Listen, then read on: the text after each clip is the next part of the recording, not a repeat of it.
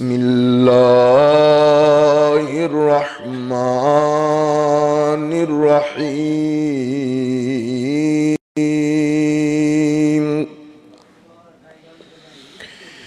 إن الله وملائكته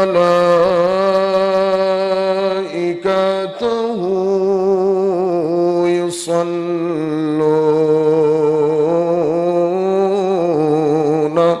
على النبي يا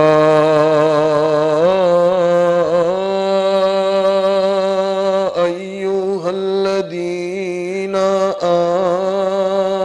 آمنوا صلوا عليه وسلموا تسليما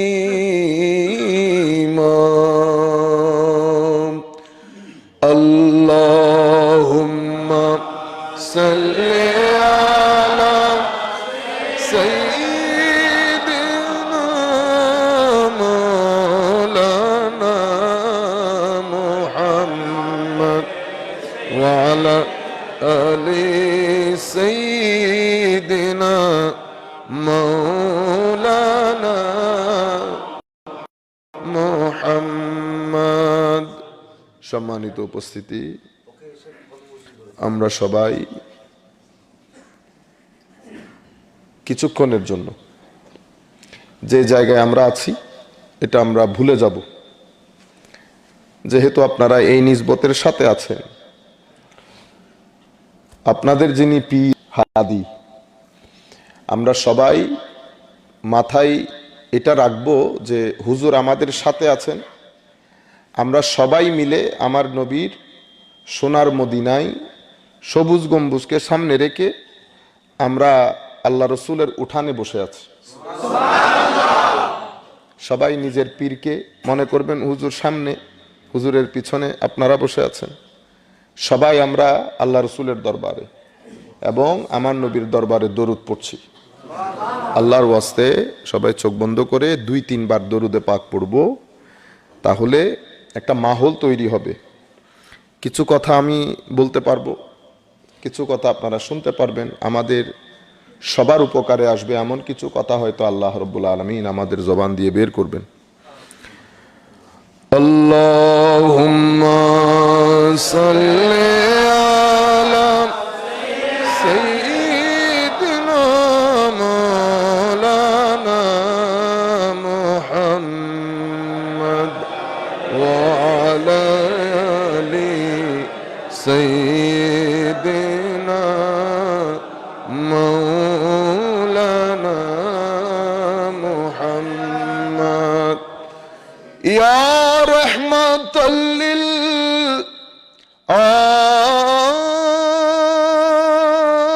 আলামিন আনতা শফিউল মুজনিবিন আকরিম লানা ইয়াউমাল হাযিন ফদলান ওয়া জুদান ওয়াল কারমি আল্লাহুম্মা সাল্লি আলা সাইয়্যিদিনা মাওলানা মুহাম্মদ ওয়া আলা আলি সাইয়্যিদিনা মৌলানা মুহাম্মদ मेरे करीम से गर कतरा किसी ने मांगा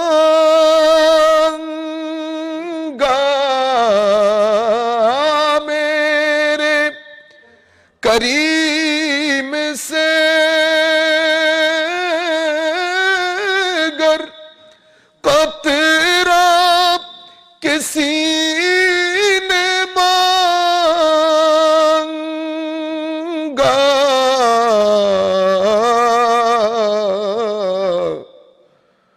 दरिया बहा दिए दुर्बे बहा दिए हैं। अल्लाहुम्मा सल्ले अला सय्यिदिना मौलाना मुहम्मद व अला आलि सय्यिदिना मौलाना मुहम्मद। बिस्मिल्लाहिर रहमानिर रहीम। क़ाल अल्लाहु सुब्हानहु व तआला सुम्मा क़सत क़ुलूबुकुम मिन बअदि ज़ालिका फ़हिय कल हिजारा औ अशद्द क़स्वा औ अशद्दु क़स्वा व इन्न मिनल हिजारति लमा यतफ़ज्जरु मिनहुल अन्हार व इन्न मिन्हा लमा यशक़्क़क़ु फ़यख़्रुजु मिनहुल मा व इन्न मिन्हा लमा यहबितु मिन ख़श्यतिल्लाह व मल्लाहु बिग़ाफ़िलिन अम्मा तअमलून। सदक़ल्लाहु मौलानल अज़ीम व सदक़ रसूलुहुन नबियुल हबीबुल करीम व नहनु अला ज़ालिका लमिनश शाहिदीन व शाकिरीन। रब्बिस सल्लि व सल्लिम व बारिक अलैहि। तरीक़ाए मुजद्दिदिया दावाते खल्क़ इलाल्लाह এর ব্যবস্থাপনায় অত্র দরবারে অনুষ্ঠিতব্য 25, 26, 27 এবং 28 জানুয়ারি তথা বৃহস্পতি, শুক্র, শনি, রবিবার 4 দিন ব্যাপী এই আয়োজনের আজকের তৃতীয় দিবসে সম্মানিত সভাপতি, স্বাভাবিকভাবে অত্র দরবারের সাহেবজাদাগান, সম্মানিত অতিথিবৃন্দ, আমাদের সাথে আমাদের স্যার এসছেন, ডাক্তার সাহেব আসছেন, আমার সফর সঙ্গী হিসেবে সাংবাদিক মুজাদ্দিদি সাহেব এসছেন, অত্র দরবারের সম্মানিত সাহেবজাদাগণ, পীর সাহেব হুজুর, আপনারা যারা সম্মানিত শ্রোতামণ্ডলী, অত্র দরবারের সাথে সম্পৃক্ত, পর্দার আড়ালে যে সমস্ত মা বোনেরা বসছেন, বিশেষ করে অনলাইনের মাধ্যমে যারা যেখানে বসে আমাদেরকে দেখছেন অথবা আমাদের আলোচনা পরবর্তীতে শুনবেন, আমরা সকলের প্রতি সশ্রদ্ধ সালাম রেখে আমাদের আজকের আলোচনা শুরু করছি। আসসালামু আলাইকুম ওয়া রাহমাতুল্লাহি তাআলা ওয়া বারাকাতুহু। আমরা আমাদের মূল বক্তব্যে যাওয়ার আগে একটা সিচুয়েশন, বর্তমান সময় আমি আপনাদের সম্মুখে তুলে ধরতে চাই আমাদের মূল বক্তব্যে যাওয়ার আগে। সে জায়গা হচ্ছে যাতে আমরা বুঝতে পারি আমরা কোন অবস্থার মধ্যে আছি এবং আমাদের কি করা উচিত। সম্মানিত উপস্থিতি, আমার নবী সাল্লাল্লাহু আলাইহি ওয়াসাল্লাম ইরশাদ করেন, একটা সময় আসবে যখন পুরো পৃথিবী থেকে ঈমান পালিয়ে মদিনা শরীফ চলে যাবে। ঈমান পালাবে এবং এটা বড় আফসোসের বিষয়, আমাদের সকলের জন্য চিন্তার বিষয়। আমার নবী ইরশাদ করছেন, ইন্নাল ঈমানা লা ইয়ারিজু ইলাল মাদিনা কামা তারিজুল হাইয়াতু ইলা জুহরিহা। সাপ, আপনি যখন সাপকে পিছন দিক থেকে দৌড়ান দেন, দেখছেন না সাপ কিভাবে দৌড় দেয় এবং গর্তে ঢুকাই যায়। আমার নবী বলছেন ঠিক সেইভাবে পুরো পৃথিবী থেকে ঈমান পালিয়ে মদিনা শরীফ চলে আসবে। অথচ মুসলমান থাকবে না তা না, সবাই আছে, মসজিদ, মাদ্রাসা, খানেকা সবকিছু থাকবে, কিন্তু ঈমান চলে যাবে। তাহলে বোঝা যাচ্ছে আমরা যে ঈমানকে ঈমান মনে করি, সেই ঈমানের ভিতরেও আরো একটা ঈমান আছে নিশ্চয়ই। এই জায়গার মধ্যে আমি ইমামে হাসান রাদিয়াল্লাহু তাআলা আনহু, আপনারা তো চিনতে পেরেছেন ইমামে হাসানকে। হুজুরকে একজন জিজ্ঞেস করতেছেন, আনতা মুমিন, হুজুর আপনি কি মুমিন? কারে কি জিজ্ঞেস করে? জান্নাতের যুবকদের, আহা, তাকে জিজ্ঞেস করতেছে আপনি কি মুমিন? হুজুর জবাব দিয়েছেন, আল ঈমানু ঈমানাইন, বেটা ঈমান দুই ধরনের। একটা হচ্ছে মুখে মুখে বলা আশহাদু আল্লা ইলাহা ইল্লাল্লাহ ওয়া আশহাদু আন্না মুহাম্মাদান আবদুহু ওয়া রাসূলুহু, এটা আমরা সবাই বলি, রাত দিন পড়ি। যদি তুমি এই ঈমানের কথা বলো তাইলে তো আমি মুমিন। কিন্তু আরো একটা ঈমান আছে, সেটা কোনটা? সেটা হচ্ছে মুখের ঈমান যখন অন্তরে গিয়ে ধাক্কা লাগায়। মুখের ঈমান যখন অন্তরে গিয়ে ধাক্কা লাগায়, তখন মুখের ঈমান অন্তরের মধ্যে আল্লাহর খৌফ খশিয়তের বৃষ্টি শুরু করে। ব্যক্তির ভিতরের ভয় ভীতি, এই ভয় আবার ডাকাতের ভয় না, এটা মিষ্টি ভীতি। হায় হায়, এই ভীতির মধ্যে এশক আছে, ছাড়তেও পারতেছি না, রাখতেও পারতেছি না। আমি ইচ্ছে করছে ঘুমোয় যায়, মানে আমি না উঠি, কিন্তু কেউ একজন যেন আমাকে ডাকে, বেটা উঠ, আমি আর কতক্ষণ অপেক্ষা করব। ভিতরের মধ্যে খাস একটা ভীতি। এটা কিসের ভীতি? এটা আশেক, আমার যিনি মাসুক, যাকে আমি মহব্বত করি, ইনি রেগে যাওয়ার ভীতি। আমার মাসুক যদি আবার মাইন্ড করে ফেলে, তো যখন বান্দা ওই অবস্থায় চলে যায়, তো কোরআনে পাকের মধ্যে আয়াতগুলো এইভাবে এসছে, আল্লাহ বলছেন ইন্নামাল মুমিনুনা আল্লাযীনা ইযা যুকিরাল্লাহু ওয়াজিলাত কুলুবুহুম। আল্লাহ বলছেন মুমিন শুধুমাত্র তারা, দেখছেন, মুমিন শুধুমাত্র তারা যাদেরকে আল্লাহর জিকির শোনানো হলে ওয়াজিলাত কুলুবুহুম, ওয়াজিলাত কুলুবুহুম মানে ভিতরে কম্পন সৃষ্টি হয়, ভিতরে জজবা তারি হয়, দুই চোখ বেয়ে পানি পড়ে, ওনার একটা খাস হাল তারি হয়। ওয়া ইজা তুলিয়াত আলাইহিম আয়াতুহু, যখন আপনি কোরআনের আয়াত তিলাওয়াত করবেন, তার অন্তরের ভিতরে ইশক, মোহাব্বত, মাওয়াদ্দাত সবকিছুর একটা তরঙ্গের তৈরি হয়। ওয়া আলা রাব্বিহিম ইয়াতাওয়াক্কালুন, এবং তারা তাদের প্রতিপালকের উপর পরিপূর্ণ আস্থা রাখে।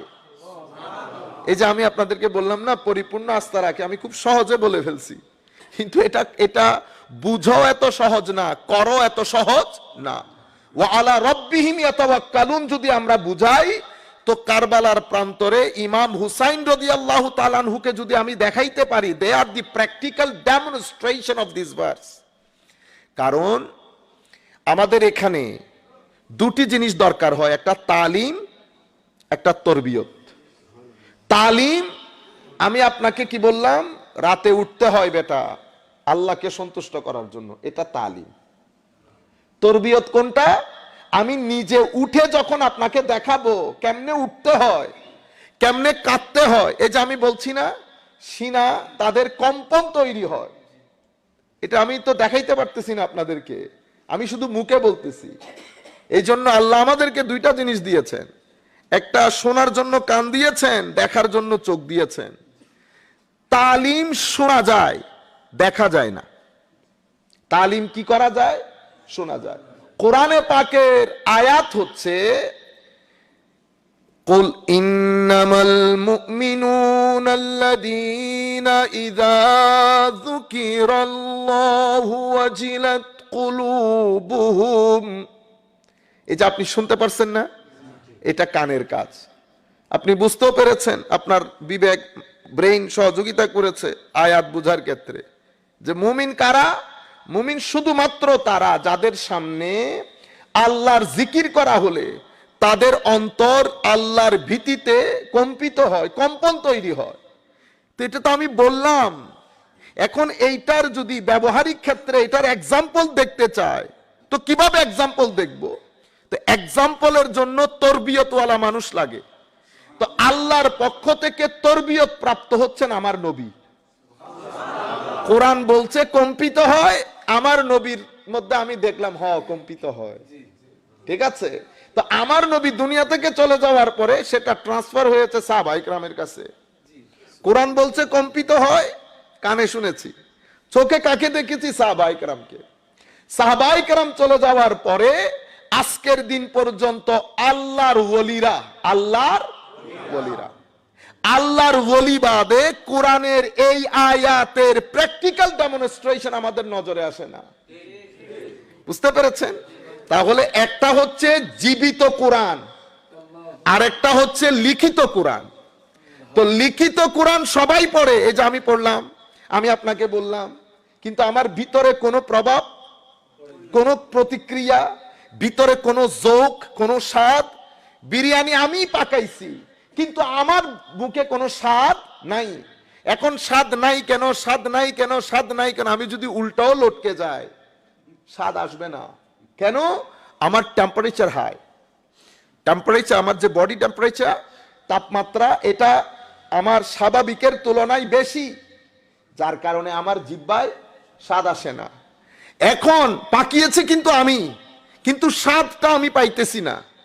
তাহলে আমাকে কি করতে হয়? ডাক্তারের কাছে গিয়ে ওষুধ নিয়ে তাপমাত্রা একটা সহনীয় পর্যায়ে আনতে হয়, তখন জিহ্বার মধ্যে স্বাদ ফেরত আসে। আমার জিহ্বায় স্বাদ নাই, এটার মানে এই না যে বিরিয়ানিতে স্বাদ নাই। স্বাদ বিরিয়ানিতে আছে, কিন্তু আমার জিহ্বায় স্বাদ নাই। এখন আমার খুঁজে বের করতে হবে জিহ্বাতে স্বাদ নাই কেন। বুঝতে পেরেছেন? তো আমার আল্লাহ বলছেন, হযরত ইমামে হাসান বলছেন, বুঝাচ্ছেন, এটা কোরআনের আয়াত, যে তুমি যদি মনে করো যে ঈমান মানে হচ্ছে ওই ঈমান যেই ঈমান মানুষের ভিতরে আসলে আল্লাহর ভীতিতে একজনের হৃদয়ে কম্পন সৃষ্টি হয়, এবং কোরআনের আয়াত তিলাওয়াত হলে তার ঈমানের মহব্বতের সাগরের ভিতরে তরঙ্গ তৈরি হয়, এবং এরা পরিপূর্ণরূপে, এই যে আমি বলছি না, পরিপূর্ণরূপে আল্লাহর উপর আস্থা রাখে। ঠিক আছে, আমি পরিপূর্ণরূপে আল্লাহর উপর আস্থা রাখতে পারছি না।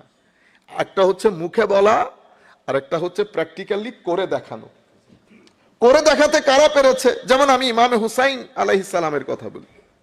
কারবালার প্রান্তরে পরিবার পরিজন নিয়ে, উনি জানেন পরিস্থিতি বড় ভয়াবহ, কিন্তু কোন বর্ণনার মধ্যে একটি বারের মতো, কারণ সেখানে তো দুশমনও ছিল, পরবর্তীতে লেখকের মধ্যে দুশমন লেখকও ছিল, কেউ কোনোদিন লেখে নাই যে ইমামে হুসাইন আলাইহিস সালাম একবার ইয়াজিদের সৈন্যবাহিনীকে বলেছে, আমি খুব ভীত সন্ত্রস্ত, আমাকে যেতে দাও। এই কথা বলে নাই। আপনারা বুঝতে পেরেছেন কেন? ওয়ালা রাব্বিহিম ইয়াতাওয়াক্কালুন, তাদের তাওয়াক্কুল এত উপরের হয়, তারা জানে আমার আল্লাহ যেটা লিখেছেন সেটা বাদে কুল কায়নাত যদি একত্রিত হয়ে যায় আমার একটা ক্যাশও উঠাইতে পারবে না। এই কথাটা বলা অনেক সহজ, এটা করে যারা দেখান তাদেরকে আল্লাহর ওলি বলি, তাদেরকে আল্লাহর ওলি বলি। এরপরে কি বলেছে দেখেন, ওয়াল্লাযীনা ইউকিমুনাস সালাহ ওয়া মিম্মা রাযাকনাহুম ইউনফিকুন। ওই আয়াতের মধ্যেই মুমিন শুধুমাত্র তারা, ওই আয়াতের মধ্যে, এবং যারা নামাজকে কায়েম করে। নামাজ একটা হচ্ছে নামাজ আদায় করা, আর একটা হচ্ছে নামাজকে কায়েম করা। নামাজ কায়েমের অর্থ দুই ধরনের হতে পারে। এক ধরনের হচ্ছে মানুষটা এত বেশি নামাজি, সবাই জানে, নামই হয়ে যায় যে উনি খুব নামাজি মানুষ, উনি নামাজ আদায় করে, তার মানে উনি নামাজকে বা ওয়াক্ত আদায় করে এবং রেগুলার বেসিসে আদায় করে, কখনো নামাজ মিস করে না। কেউ কেউ এটাও বলেছে। কিন্তু নামাজ কায়েমের অর্থ হচ্ছে রুহে নামাজ, যখন কোনো ব্যক্তির জীবনে বাস্তবায়িত হয়, একটা হচ্ছে জিসমে নামাজ, একটা হচ্ছে রুহে নামাজ। জিসমে নামাজ কোনটা? যেটা আপনারা আমার চেয়ে ভালো জানেন। আমরা রুকু করি, আমরা সিজদা করি, আমরা সবাই দেখেন না আইন কফ এগুলাকে কত সুন্দর করে উচ্চারণ করে। হ্যাঁ, এগুলো শরীয়তের অংশ, এগুলো আমরা শিখবো। এগুলা ছাড়া তো আর তরিকত হবে না। আপনারা বুঝতে পেরেছেন? আমরা অনেকেই কিছু জিনিস বুঝাতে ভুল করে ফেলি। আমরা তরিকতটাকে প্রাধান্য দিতে গিয়ে শরীয়তকে কি করি? আন্ডারএস্টিমেট করি। মনে রাখবেন, শরীয়ত যদি পেট হয় তো তরিকত হচ্ছে দ্বীনের পিঠ। পিঠ থেকে পেট যেমন আলাদা করা যায় না, শরীয়ত থেকে তরিকত আলাদা করা যায় না। ডিপার্টমেন্ট আলাদা আলাদা। আমার আল্লাহ যে কিতাব আমাদেরকে দান করেছেন, কোরআনে পাক, সেই কোরআন উচ্চারণ করার একটা রীতিনীতি আছে। আমার আল্লাহ চান আমরা যেন কোরআনকে কোরআনের মতো করে উচ্চারণ করি। এটা দত। আমি যদি এটাকে জুয়াদ বলি হবে না। আইন, আমি যদি এটাকে আইন বলি হবে না। কুল, আমি যদি এটাকে কুল বলি হবে না। তাইলে এটা হচ্ছে জিসমে সালাত। আমি দাঁড়ালাম, আমাকে মুফতি সাহেব সব শিখিয়ে দিয়েছেন, বেটা এইভাবে করতে হয়। আমি করলাম সবকিছু করার পরে এই জায়গায় দাঁড়িয়ে আছেন মজজুব, আমরা যাদেরকে আল্লাহর ওলি বলি। তুমি এসে আমাকে ডাকছেন, বেটা নামাজ যে পড়লেন, নামাজ পড়ার সময় আপনার মন আপনার সাথে ছিল তো? আমি বললাম, হুজুর এটা তো মুফতি সাহেব বলেন নাই। উনি বলতেছেন, বেটা এটা মুফতি সাহেবের সাবজেক্টই না, এটা মুফতি সাহেবের সাবজেক্ট না। তো উনি আমাকে বললেন, বেটা কদ আফলাহাল মুমিনুন আল্লাযীনা হুম ফি সালাতিহিম খাশিউন। মুমিন সফল হবে, সফল হয়েছে তারা যাদের নামাজের মধ্যে খুশু আছে। তাইলে কোরআনের এক আয়াতের মধ্যে নামাজ কায়েম করতে বলছে, আরেক আয়াতে আমার আল্লাহ বলছেন, মনে রাখো যদি নামাজ কায়েম হয় তো ইন্নাস সালাতা তানহা আনিল ফাহশাই ওয়াল মুনকার। নামাজ আপনাকে অশ্লীল গর্হিত কাজ, আল্লাহ পছন্দ করেন এমন কাজ, অশ্লীলতা গর্হিত কাজ সব কিছু থেকে নামাজ আপনাকে বিরত রাখবে। আবার আরেক আয়াতের মধ্যে বলছে সফল মুসল্লি তারা যাদের নামাজের মধ্যে খুশু আছে। এখন সবকিছু মিলে আমরা যদি সব আয়াতকে একসাথে রাখি, তাহলে কোরআনের আয়াতের আলোকে নামাজের দুইটা ধাপ, একটা জিসম একটা রূহ। জিসম হচ্ছে এর রুকু সিজদা, এই যে আমি হাত তুলছি, নিয়ত বা এগুলা সব জিসমে সালাত। রুহে সালাত কোনটা? রুহে সালাত হচ্ছে জিক্র ইলাহি। মানে আমি যখন আল্লাহু আকবার বলবো, আমার মাইন্ড, আমার মন আল্লাহর মহানত্বের সাগরের মধ্যে যখন সাঁতার কাটা শুরু করবে। আমি যখন বলছি সুবহান রাব্বিয়াল আযীম, আমার মনও বলে উঠছে সুবহান রাব্বিয়াল আযীম। তো আমি এবং আমার মন একীভূত হয়ে আমি যখন নামাজ আদায় করছি, তখন জিসমে নামাজ এবং রুহে নামাজ দুইটা একসাথে যাচ্ছে। যখন কোন জাতি, কোন মুসলমান জাতি জিসম এবং রূহ একসাথে করে নামাজ আদায় করে, তখন সেই জাতি সভ্য জাতি হয়। কেন? কারণ সেই ব্যক্তির মাধ্যমে মিথ্যা বলা সম্ভব হবে না। কারণ নামাজ এবং মিথ্যা, নামাজ প্রতারণা, নামাজ অহংকার, নামাজ এবং হিংসা, দুইটা জিনিস কখনো একসাথে চলতে পারে না। একটা চললে আরেকটা না হবে, একটা চললে আরেকটা না হবে। দেখেন না, নামাজের মধ্যে ব্যক্তি যখন দাঁড়ায় তখন আপনি কি বললেন? আল্লাহু আকবার। তখন আমরা সবাই আজকে কিছুক্ষণ আগে আমরা আলোচনা করতেছিলাম, as-salatu mi'rajul mu'minin, নামাজ মুমিনের মেরাজ, ঠিক না? আমরা সারা জীবন শুনে আসতেছি। আল্লামা ইকবাল বড় কঠিন কথা বলেছেন, আমি জানি না আমি এই কথা আপনাদের সাথে শেয়ার করব কিনা। আল্লামা ইকবাল বলছেন, তেরে ইমাম বে নজর तेरे नमाज बेअसर, ऐसे इमाम से गुजर, ऐसे নামাজ से गुजर। বুঝতে পেরেছেন? নামাজের তাসির খতম হয়ে গেছে। আপনি যখন বলবেন ভাইজান আমি জোহরের নামাজটা আদায় করি, এরপরে আপনার কেসটা ডিল করব, আপনি জোহরের নামাজ পড়ে আমার ইসলামিক বই আমি পোর্ট থেকে বের করব, আপনি জোহরের নামাজ আদায় করে আমাকে বলতেছেন আমাকে কিছু টাকা দিতে হবে। আপনি বুঝতে পেরেছেন? তাহলে জোহরের নামাজ আর এই টাকা এটা একসাথে যাচ্ছে না। তাইলে বোঝা যাচ্ছে নামাজ কায়েম হয় নাই। সেই কারণে সুফিয়ায়ে কেরাম নামাজিকে 4 ভাগে ভাগ করেছে।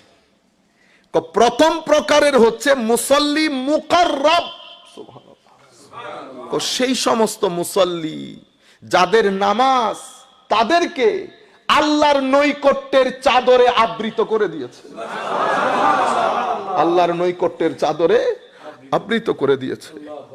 যাদের নামাজ তাদেরকে এশকে ইলাহির মধ্যে ফানা করে দিয়েছে, যাদের নামাজ তাদেরকে আল্লাহর খৌফ ও খশিয়তের সমুদ্রে, আল্লাহর খৌফ ও খশিয়তের সমুদ্রে, মহব্বতের সমুদ্রে, এশকের সমুদ্রে যাদেরকে ভাসিয়ে নিয়ে যায়, যারা হঠাৎ করে রাতের বেলা উঠে আল্লাহ বলে উঠে, আরশে আজিমের খোদা নিচের দিকে তাকিয়ে বান্দা বলে উঠে, এদিকে আশেক মাসুকের জিকির করে, ওদিকে মাসুক ফেরেশতা নিয়ে আশেকের জিকির করে। আজীব নাজারা। আমার আল্লাহ বলে উঠেন ফাসকুরুনি আসকুরুকুম, এটা আমার ওয়াদা, এটা সুন্নতে ইলাহি। বান্দা যেই প্রান্তে তুই আমার জিকির করবি, আমি তোকে ওয়াদা দিচ্ছি এর চেয়ে ভালো মজলিসে আমি তোর জিকির করব।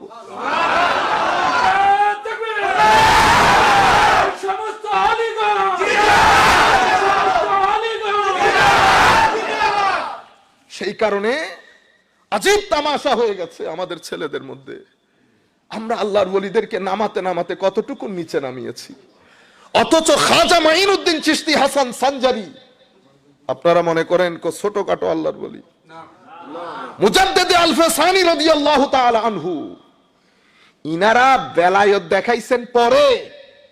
আগে জমানার মধ্যে ইলম অর্জন করে, জ্ঞান অর্জন করে জমানার সমস্ত জ্ঞানীকে আগে নিচের নিচে নিয়ে এসেছে, নিজের নিচে নিয়ে এসেছে। আগে এলমি দবদবা, রব যেটাকে বলে, সেটা প্রতিষ্ঠিত করেছে আগে। কারণ আমার নবী যখন নবুয়তের প্রকাশ করলেন, আরব সমাজে তখনকার সময় অনুযায়ী দার্শনিকও ছিলেন, বৈজ্ঞানিকও ছিলেন, ডাক্তারও ছিলেন, তখনকার অ্যাভেলেবল সায়েন্স অনুযায়ী ছিলেন। যিনি নবী হবেন উনি ওই সময়ের যত সায়েন্টিস্ট, ফিলোসফার যারাই আছে, নবীকে আল্লাহ এত বেশি জ্ঞান দান করেন, নবীর জ্ঞান সবার জন্য চ্যালেঞ্জ হয়ে যায়। আপনারা বলেন নবী কিছুই জানে না, ও বেটা নবী যদি কিছুই না জানে তো একজন দার্শনিক উঠে বলবে আপনার জ্ঞান দেখে ফেলেছি, আপনি কেমনে নবী হবেন, আপনার জ্ঞানের গভীরতা কম। তো নবীদের জ্ঞানের গভীরতা আল্লাহ এত বেশি করেন যাতে সমাজের সর্বস্তরের জ্ঞানীর কাছে নবীকে যেন উঁচা দেখা যায়। মুজাদ্দিদে আল-ফাসানি রাহমাতুল্লাহি আলাইহি আগে ইলমের সমুদ্রে নিজেকে জাহাজ বানিয়েছেন, অতঃপর বেলায়েতের সমুদ্রের কঙ্কড হয়েছেন। আপনারা খাজা মাইনুদ্দিন চিশতি হাসান সানজারি রাদিয়াল্লাহু তাআলা আনহু মসজিদে নববীতে ইলমে হাদিসের দর্শ দিতেন। তো 530 হিজরিতে হুজুর খাজা মাইনুদ্দিনের জন্ম, চিশতি রাদিয়াল্লাহু আনহু 530 হিজরির লোক, তখন কত বড় বড় মুহাদ্দিস ছিলেন আপনারা চিন্তা করে দেখেন। আগে ইলমে হাদিসের দর্শ দিতেন, আগে নিজেকে আলেম হিসেবে প্রতিষ্ঠা করেছেন, এরপরে এশকের সাগরে এসেছে। একটা এলমের সমুদ্র আর একটা এশকের সমুদ্র, দুইটার মধ্যে ফারাক এতটুকু। এলমের সমুদ্র দিয়ে জাতিকে পরিবর্তন করা যায় না, এশকের সমুদ্র দিয়ে জাতির সীমা বিদীর্ণ করে ফেলা যায়। এলমের সমুদ্র দিয়ে, এলম দিয়ে কোন ব্যক্তির আদত পরিবর্তন করা যায় না, স্বভাব কোন ব্যক্তির আখলাক, চরিত্র, ব্যক্তিত্ব এটা এলম দিয়ে পরিবর্তন করা যায় না। এটা আশেক তার দৃষ্টির মাধ্যমে, কিসের মাধ্যমে? দৃষ্টির মাধ্যমে। আশেককে কথা বলতে হয় না, আলেমকে কথা বলতে হয়। আশেকেরটা হচ্ছে হালি, আলেমেরটা কালি। আলেম মুখে মুখে কথা বলে, এটা হয়েছে, এটা করতে হবে, এটা করতে হবে না। আলেম সারা দিন তকরির করার পরে আপনার চোখ ভিজাইতে পারবে না। আশেক কথা বলতে হবে না, শুধু চুকোচুকি হবেন, এখানে সিনা থেকে খাস একটা নূর যাবে, সেটা আপনার সিনা বিদীর্ণ করে ফেলবে। কিছু একটা ঘটবে, আপনি উঠতে পারবেন না, আপনি উঠতে পারবেন না। নেগাহে ওয়ালি মে ইয়ে তাসির দেখা, আল্লাহর ওয়ালিদের নেগার মধ্যে, দৃষ্টির মধ্যে এত তাসির। আল্লাহর ওয়ালিদের দৃষ্টি যখন কারো সিনার উপর পড়ে, আধুনিক সায়েন্সও এটাই বলে, পাওয়ার ভার্সেস, বইটার নামও ভুলে গেছি, কিছুদিন আগেও এই বইটা নিয়ে আমার ছাত্রদের সাথে আলাপ করতেছিলাম। এটা অনেক বেস্ট সেলার একটা বই। ওই বই দিয়ে মানে বেচারা লিখেছেন তো মনোবিজ্ঞানী হিসেবে আপনাকে মানসিকভাবে কিভাবে মানুষ শান্তি পায়, সুইসাইড থেকে, ডিপ্রেশন থেকে, অ্যাংজাইটি থেকে নিজেকে বাঁচাতে পারবেন। পাওয়ার ভার্সেস ফোর্স, এই পাওয়ার ভার্সেস ফোর্স, সুবহানাল্লাহ। আমি ওই বইয়ের যতটুকুন পড়েছি, ঘটনাচক্রে আমি সেটা ইংল্যান্ডে রেখে চলে আসছি, এখানে ছাত্রদেরকে পড়ানোর জন্য এখন বই পাইতেছি না। ওই বইয়ের মধ্যে উনি যা কিছু বলেছেন সায়েন্টিফিকলি, তাসাউফের পরিপূর্ণ তাসাউফ উনি ওনার বইয়ের মধ্যে বৈজ্ঞানিকভাবে উনি এস্টাবলিশ করেছেন। আপনারা গুগল করে দেখবেন, পাওয়ার ভার্সেস ফোর্স। ইম্পোর্ট মানে একটা দারুণ বিষয় হচ্ছে, সেই জায়গার মধ্যে উনি পুরো একটা চার্ট দিয়েছেন। সেই চার্টের মধ্যে উনি উল্লেখ করছেন যে কোনো মানুষ, আমাদের তো আসলে আমরা এনার্জি নিয়েই চলি, ভিতরে এনার্জি, বাইরে এনার্জি, পুরা দুনিয়ার মধ্যে এনার্জি। আপনার ভিতরে যদি নেগেটিভ এনার্জি থাকে, যেটাকে আমরা তাসাউফের জগতের মধ্যে নাফস বলি, হিংসা, বিদ্বেষ, অহংকার, অশ্লীলতা, সবকিছু নিয়ে যখন আমরা চলি, তো উনি বলছেন যদি নেগেটিভ এনার্জি থাকে, আপনি যখন কারো সাথে গিয়ে মিশবেন, আপনার কিছু বলতে হবে না, অটোমেটিক্যালি আপনার নেগেটিভ এনার্জি গিয়ে ওই ব্যক্তির সিনাকে অন্ধকার করে ফেলবে। মানে যা আপনার ভিতরে, ওই জিনিসটাই কনভেইট হবে অটোমেটিক্যালি। এটা আপনি বলেন আর না বলেন। শিক্ষক ছাত্রকে যদি বলে do this, don't do this, এটা করো, এটা করিও না, অথবা মা বাবাও যদি বলে এটা করো, এটা করিও না, উনি বলছেন মুখের কথা কখনো আরেকজনকে প্রভাবিত করে না, আরেকজনের উপর ইম্প্যাক্ট করে না। কেন?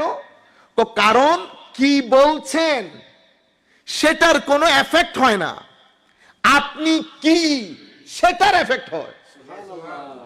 যেটা আপনি, ঠিক আছে?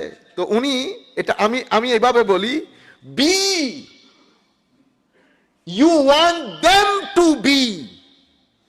আমার ছেলেকে আমি কি করতে চাচ্ছি, আমার ছাত্রকে আমি কি করতে চাচ্ছি, আমি যেটা করতে চাচ্ছি সেটা আগে আমার ভিতরে রপ্ত করতে হবে। সেই জন্য বলি be you want them to be. আপনি যেভাবে তাদেরকে গড়তে চান সেটা আগে নিজের জীবনে বাস্তবায়ন করে। অপরে শেখা, সুবহানাল্লাহ বিহামদিহি। আপনারা বুঝতে পেরেছেন? একই কথা। এখন উনি বলছেন আপনার ভিতরে যা আছে এটা যদি নেগেটিভ ফোর্স হয়, যেটাকে আমরা নফস বলছি, আপনি যার ঘরে যাবেন, যে ব্যক্তির সাথেই মিশবেন, আপনি অটোমেটিক্যালি আপনার নেগেটিভ বিষয়টাই ওই ব্যক্তির মধ্যে অটোমেটিক্যালি আপনি কনভে করে দিচ্ছেন। এই জন্য দেখবেন আমরা ঘরের মধ্যে বসে থাকি, হঠাৎ এক ব্যক্তি আসে, ব্যক্তি আসার পরে আপনার ভিতর থেকে কেমন যেন এক ধরনের লাগে, কাশ যদি না আসতো। কিন্তু কিছু মানুষ এমন আছে চেহারা দেখলে ভালো হয়ে যান, ঠিক না? আপনার বাচ্চা যখন ছোট থাকে দেখতেই ভিতরে আপনি রিল্যাক্সড হয়ে যান না? একই বাচ্চা যখন 12-13 বছর বয়সে আপনার অবাধ্য হন, তখন কি আপনি রিল্যাক্সড হন? ডিপ্রেসড হন?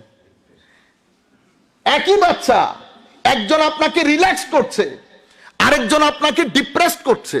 কেন? কারণ হচ্ছে তার নেগেটিভ ফোর্স। যখন আপনি তার চোখোচোখি হচ্ছেন, অটোমেটিক্যালি ও আপনাকে ওর নেগেটিভ ফোর্সটা আপনাকে কনভে করে দিচ্ছে। তো উনি বলছেন প্রত্যেক ব্যক্তির মধ্যে এনার্জি লেভেল 500 পর্যন্ত থাকা চায়। যদি এই এনার্জি লেভেলটা, যেটাকে আমরা নূর বলি, কি বলি? সানুরিহিম আয়াতিনা ফিল আফাক ওয়া ফি আনফুসিহিম হাত্তা ইয়াতাবায়্যানা লাহুম আন্নাহুল হক। আমার আল্লাহ বলছেন আফামান শারাহাল্লাহু সাদরাহু লিল ইসলাম ফাহুয়া আলা নূরিম মির রাব্বিহ। যখন আমার আল্লাহ কারো সিনা বক্ষ যখন আমার আল্লাহ খুলে দেন, আফামান শারাহাল্লাহু সাদরাহু লিল ইসলাম ফাহুয়া আলা নূরিম মির রাব্বিহ, আমার আল্লাহ সেই বক্ষের ভিতরে খাস নূর দিয়ে ভরপুর করে দেন। খাস নূর দিয়ে উনি একই কথা বল, যেটাকে উনি ফোর্স বলছে, তাসাউফের ভাষায় আমরা সেটাকে শারহুস সদর বলি অথবা নূর বলি।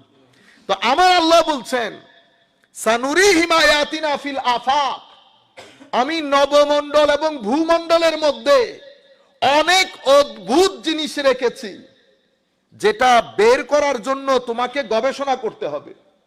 আমি শুধু ফোর্স, এনার্জি নবমণ্ডল এবং ভূমণ্ডলের মধ্যে রাখি নাই, আমি ওয়াফি আনফুসিহিম, তোমার ভিতরেও আমি অসীম শক্তি রেখেছি। খনিজ, স্বর্ণ, তেল, এগুলো মাটির ভিতরে থাকে না। ও আপনি ইচ্ছে করলে কি বের হয়ে যাবে? হায় হায় না, অনেক খোদাই করতে হয়, অনেক কষ্টের বিনিময়ে আপনি ডিসকভার করেন। এরপরে আপনি ধনী আর ধনী, বানান বিল্ডিং। এবার দেখেন না দুবাইয়ের মধ্যে বিল্ডিং বানানোর হিড়িক পড়ে গেছে। একটা ইউনিভার্সিটি নাই, একটা ভালো কলেজ নাই, একটা ভালো স্কুল নাই, সেই জন্য ব্যবহারও ভালো না, সেই জন্য ব্যবহারও ভালো না। যাই হোক, তো এখন যেহেতু খনিজ সম্পদ একটু খোদাই করতে হয়, তো আমার আল্লাহ বলছেন অফি আনফুসিহিম, আমি তোমার ভিতরেও অপার একেবারে শক্তির। কিরকম শক্তি? তা আমার আল্লাহ একটা প্র্যাকটিক্যাল ডেমনস্ট্রেশন কোরআনে পাকের মধ্যে বলেছেন। আমি আল্লাহ বলছেন অপরিসীম শক্তি। মাওলা সেটা কি ধরনের শক্তি? হযরতে সুলাইমান আলাইহিস ইসলামের রাজ দরবার। হযরত সুলাইমান বলছেন বিলকিসের সিংহাসন ইয়েমেন থেকে প্যালেস্টাইনের মধ্যে আমার কাছে খুব দ্রুত গতিতে কে নিয়ে আসতে পারবে? তো জিন বলছে হুজুর আমি পারবো। তোমার টাইমিং কিরকম হবে? হুজুর আপনি সিট থেকে উঠতে উঠতে নিয়ে আসবো। তো এখন কোরআন বলছে ওয়াকাল আল্লাযী ইনদাহু ইলমুম মিনাল কিতাব, যেই ব্যক্তির কাছে জ্ঞান ছিল কিতাবের। আল্লাহ রাব্বুল আলামিন তো কথা সিম্পল করে বলেন, সেটার এক্সপানশন করেন উলামায়ে কেরাম, সেটার এক্সপান্ড করেন উলামায়ে কেরাম। আমি এখানে আপনাদের একটা কনসেপচুয়াল আমাদের জানার জন্য বলছি। আমাদের এখানে একটা হচ্ছে textual knowledge, Quran and Sunnah, Quran and সুন্নাহ যা বলবেন এখান থেকে বলতে হবে। আরেকটা হচ্ছে expansion of the textual knowledge. Expansion মানে ইন্টারপ্রিটেশন, ব্যাখ্যা, বিশ্লেষণ। কেন? কারণ সময়ের পরিবর্তনে কোরআন এবং সুন্নতের ব্যাখ্যার মধ্যে সংযোজন হয়, বিয়োজন হয়। সময়ের চাহিদা অনুযায়ী পরিশোধন হয় ব্যাখ্যার ক্ষেত্রে, টেক্সটের ক্ষেত্রে না। সেই কারণে আমাদের এখানে একটা গেছে টেক্সচুয়াল নলেজ, আরেকটা গেছে interpretation of the knowledge. Textual knowledge এবং টেক্সচুয়াল নলেজের ইন্টারপ্রিটেশন। এই ইন্টারপ্রিটেশনটা কারা করে? এই ইন্টারপ্রিটেশন করে উলামারা। কারা? উলামা। তো উলামা কয় ধরনের? উলামা তিন ধরনের। এক ধরনেরকে আমরা বলি আহলুর রেওয়ায়া। আহলুর রেওয়ায়া কারা? এরা হচ্ছে ম্যান অফ ন্যারেশন। এরা টেক্সচুয়াল নলেজের বর্ণনা এটা গোছালো সুন্দর উপায়ে সুশৃঙ্খল এবং শুদ্ধ করে পরবর্তী প্রজন্মের কাছে যারা পৌঁছিয়ে দেয় তাদেরকে আমরা মুহাদ্দিস বলি। এরপর হচ্ছে ম্যান অফ অপিনিয়ন, তাদেরকে আমরা বলি আহলুদ দেরায়া। এরা কারা? এরা সংখ্যায় অনেক কম। এরা রেওয়ায়তের সমুদ্রে ডুব দিয়ে আমাদের জন্য হুকুম আহকাম নিয়ে আসে। হায় হায়। আরেক দল হচ্ছে আহলুল মুশাহাদা। আহলুল মুশাহাদা এরা কারা? এরা হচ্ছে কোরআন এবং সুন্নতের মধ্যে আমার আল্লাহ এবং নবী যা বলেছেন তার ব্যবহারিক রূপ এরা শুনে বলে না, এরা দেখে বলে। এরা দেখে বলে। এরা কারা? এই যে আল্লাহর ভীতিতে হৃদয় প্রকম্পিত হয়, এটা যদি আপনি দেখতে চান আহলুর রেওয়ায়ার দিকে দেখলে আপনার নজরে আসবে না, আহলুদ দেরায়ার মধ্যেও নজরে আসবে না, এটা আহলুল মুশাহাদার মধ্যে নজরে আসবে। আপনারা বুঝতে পেরেছেন? এরপরে যেই জায়গা থেকে আমরা আপনাদেরকে নিয়ে আসছি, তো বলতে চাচ্ছি সানুরিহিম আয়াতিনা ফিল আফাক। তো উনি বলছেন 500, আমি কত সংক্ষিপ্ত করে ফেলি, 500 পর্যন্ত যদি থাকে তাহলে ওই ব্যক্তির মাধ্যমে সে নিজেও উপকৃত হবে, অসংখ্য মানুষ তার এই পজিটিভ এনার্জি যেটাকে আমরা কলব বাতেন এবং নূর বলি, উনি ওয়াজ করতে হবে না, শুধু আপনি তার সংস্পর্শে বসবেন, তার পজিটিভ এনার্জি আপনার ভিতরের নেগেটিভ এনার্জিকে রিমুভ করে দেবে। এটাকে আমরা বলি সুহবতে সালে তোরা সালে কুনাত, মানে সৎ সঙ্গে স্বর্গবাস। অর্থাৎ যেটা আমার নবী হাদিসে পাকের মধ্যে বলেছেন, ইত্তাকু মিন ফিরাসাতিল মুমিন ফাইন্নাহু ইয়ানজুরু বিনুরিল্লাহি আযজা ওয়া জাল। মুমিনের দৃষ্টি থেকে বেঁচে থাকো, আল্লাহর ওলিদের দৃষ্টি থেকে বেঁচে থাকো। এরা যখন দৃষ্টি দেয় তো এদের দৃষ্টির মধ্যে শুধু চোখ থাকে না, এখানে নূরে বাড়ি তালা জড়িত থাকে। তো যেদিকে দৃষ্টি দেবে সেদিকের সীমা বিদীর্ণ করে নিয়ে যাবে। সেই জন্য আল্লাহর ওলিদের সুহবতে বসলে 3টা জিনিস আপনার ভিতরে জাগরিত হবে। একটা হচ্ছে অতিরিক্ত আল্লাহ প্রেম। আপনি যতই চেহারার দিকে তাকাবেন, হায় হায় হায়, আপনার ভিতরে মওলাই করিমের এশকের কেমন যেন একটা ঢেউ খেলবে। আপনি যখন ওনার মুখের কথা শুনবেন মনে হয় যেন হিকমতের একটা অপার বারিধারা। আপনি যখন ওনাদের আমল দেখবেন, কার্যক্রম দেখবেন, এত দুনিয়া বিমুখ, এত নির্লোভ, তখন আখিরাতের প্রতি আপনার এত আসক্তি জন্মাবে, আপনি মজলিস ছেড়ে যেতে পারবেন না। আপনি যাবেন আবার এসে যেতে ইচ্ছে করবে। কি এক চুম্বক, ম্যাগনেটিক, যেটাকে ম্যাগনেটিক ফোর্স বলে। একই ঘটনা এখানেও, পুরা পৃথিবী একটা ম্যাগনেটিক ফিল্ড না, এখানে চুম্বক কাজ করতেছে। চুম্বকও 2 ধরনের, একটা জিসমানি চুম্বক, একটা রুহানি চুম্বক। জিসমানি চুম্বক যেটা দেখতেছেন আপনারা, পেরেক আর চুম্বকের খেলা, আর একটা রুহানি চুম্বক। কারণ কোরআনে পাকের মধ্যে আল্লাহ বলছেন না, ওফি আনফুসিহিম হাত্তা ইয়াতাবায়্যানা লাহুম আন্নাহুল হক। তো রুহানি চুম্বকের মূল কে? রুহানি চুম্বকের মূল হচ্ছে নূরে মুস্তাফা সাল্লাল্লাহু আলাইহি ওয়াসাল্লাম। তো যেই ব্যক্তি জিসমানি, এখানকার ম্যাগনেটিক ফোর্স দেখেন না, 80,000 কিলোমিটার দূরে একটা ম্যাটেরিয়াল পড়ে আছে, 80,000 মাইল দূর থেকে এই চুম্বক ওই ম্যাটারটাকে,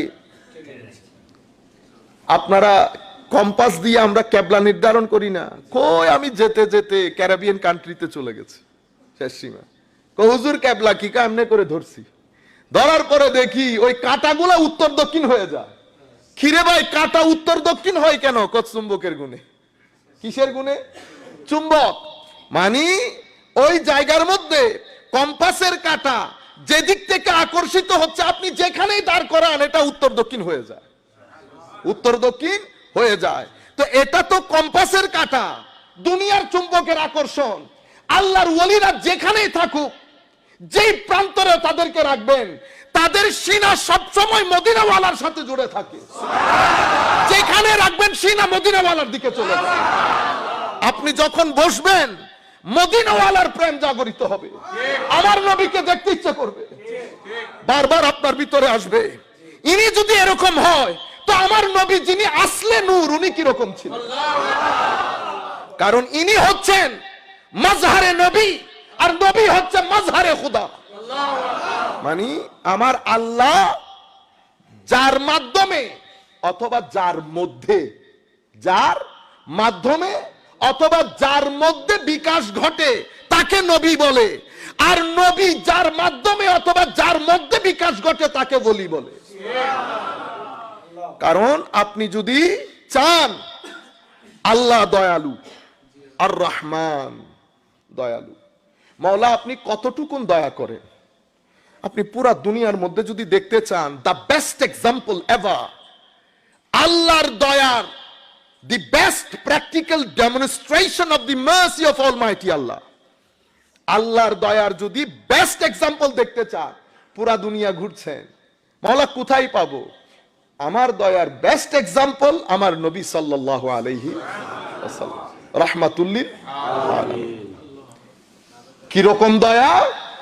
এত কষ্ট, এত করার পরেও মক্কা বিজয়ের সময় বলতেছে সব মাফ, কোনো অসুবিধা নাই, মাফ। হুজুর মাফ করে দিলেন, আমি তো এগুলার জন্য আসি নাই, দফা করো। হুদাইবিয়ার প্রান্তরে, হুদাইবিয়ার প্রান্তরে সাহাবায়ে কেরাম পাগল হয়ে গেছে যুদ্ধ করার জন্য, গায়ে লাগছে তো স্বাভাবিকভাবে। এতদিন পর্যন্ত আপনি ঢুকতে দিচ্ছেন না, ফারুক আজমের মতো সাহাবী, হযরত আলীর মতো সাহাবী, জলিলুল কদর সাহাবায়ে কেরাম, একজন লাখের উপর ভারী, আপনি এখানে তামাশা করছেন, কিন্তু আমার নবীর কারণে চুপ করে আছে। কারণ সাহাবিয়তের মূল হচ্ছে আদব, তরিকতেরও মূল হচ্ছে আদব। এখানেও কোনো কথা নাই, এখানেও কোনো কথা নাই। এখানে যেভাবে বসেছেন বসে থাকবেন, হয় ইয়েস নয় নো, এখানেও সেরকম কোনো আওয়াজ হবে না, কোনো আওয়াজ হবে না। নবীরা নবীদেরকে করাত দিয়ে ছেড়া হয়নি, কোনো আওয়াজ ছিল? কোনো আওয়াজ নাই। কারণ আল্লাহর দরবারে ফরিয়াদ পর্যন্ত করে নাই, মাওলা আমি তো নবী, এন্ড অফ দা ডে, আমি তো আপনার নির্দেশে চলি মাওলা, আমাকে যদি এভাবে ছিঁড়ে দেওয়া হয় তো আমার লোকজন যারা, তারা কি মনে করবে? না, বাস হুকমে ইলাহি, হুকমে ইলাহির মধ্যে আমার কোনো চাওয়া পাওয়া নাই। এটা হচ্ছে তাওয়াক্কুলের আখেরি দৃষ্টান্ত। রেদা, এটাকে আমরা বলি তাসাউফের ভাষায় রেদা ইলাহি, মানে আমার আল্লাহ চেয়েছেন, বস মাওলা যেহেতু চেয়েছেন, এখানে আমার আর কোনো চাওয়া পাওয়া নাই। ইব্রাহিম ইসমাইল দিয়ে দিতে হবে, আল্লাহ দিয়ে দিতে হবে, দিলাম। কুল কায়নাতের মধ্যে সবাই জানে আমার নবীর উপর কি পরিমাণ পাথর বর্ষণ হয়েছে। কোন জায়গায়? জায়গার নাম জানেন আপনারা? তায়েফের ময়দান। ফেরেশতার পর্যন্ত সবরের চাকা ঘুরে গেছে। ফেরেশতা, ফেরেশতা, আমার নবী একা পাথর মারছে, আমার নবী রক্তে রঞ্জিত। ও ইমামুল মুরসালিন নবী, ফেরেশতা পর্যন্ত এসে বলতেছি ইয়া রাসূলুল্লাহ, শুধু একবার জবান দিয়ে বলবেন, বাকি আমরা দেখে নেব। জমিন থেকে তায়েফ আমরা উল্টা পাল্টা করে দেব, পৃথিবীবাসী জানবেও না আল্লাহর আসমানের নিচে তায়েফ নামে কোনো জায়গা ছিল। তখনও আমার নবীর কথা জানলে করতো না, মাফ করে দিয়েছি। মাওলা তুমি কত ক্ষমাশীল, আমার নবীর দিকে তাকাও, নবী কত ক্ষমাশীল, নবীর কথা জানান দেবে মাওলা কত ক্ষমাশীল। এখন আল্লাহর ওয়ালি কারা? আমার আল্লাহ নিজে ওয়ালিদের পরিচয় দিচ্ছে। নবীর ক্ষমাশীলতা তো আমরা দেখতে পাচ্ছি না, কোন নবীর ক্ষমাশীলতা তোমাদেরকে দেখায়। আল্লাযীনা ইউনফিকুনা আমওয়ালাহুম الذين ينفقون في السراء والضراء والكاظمين الغيظ والعافين عن الناس ওয়াল্লাহু ইউহিব্বুল মুহসিনিন।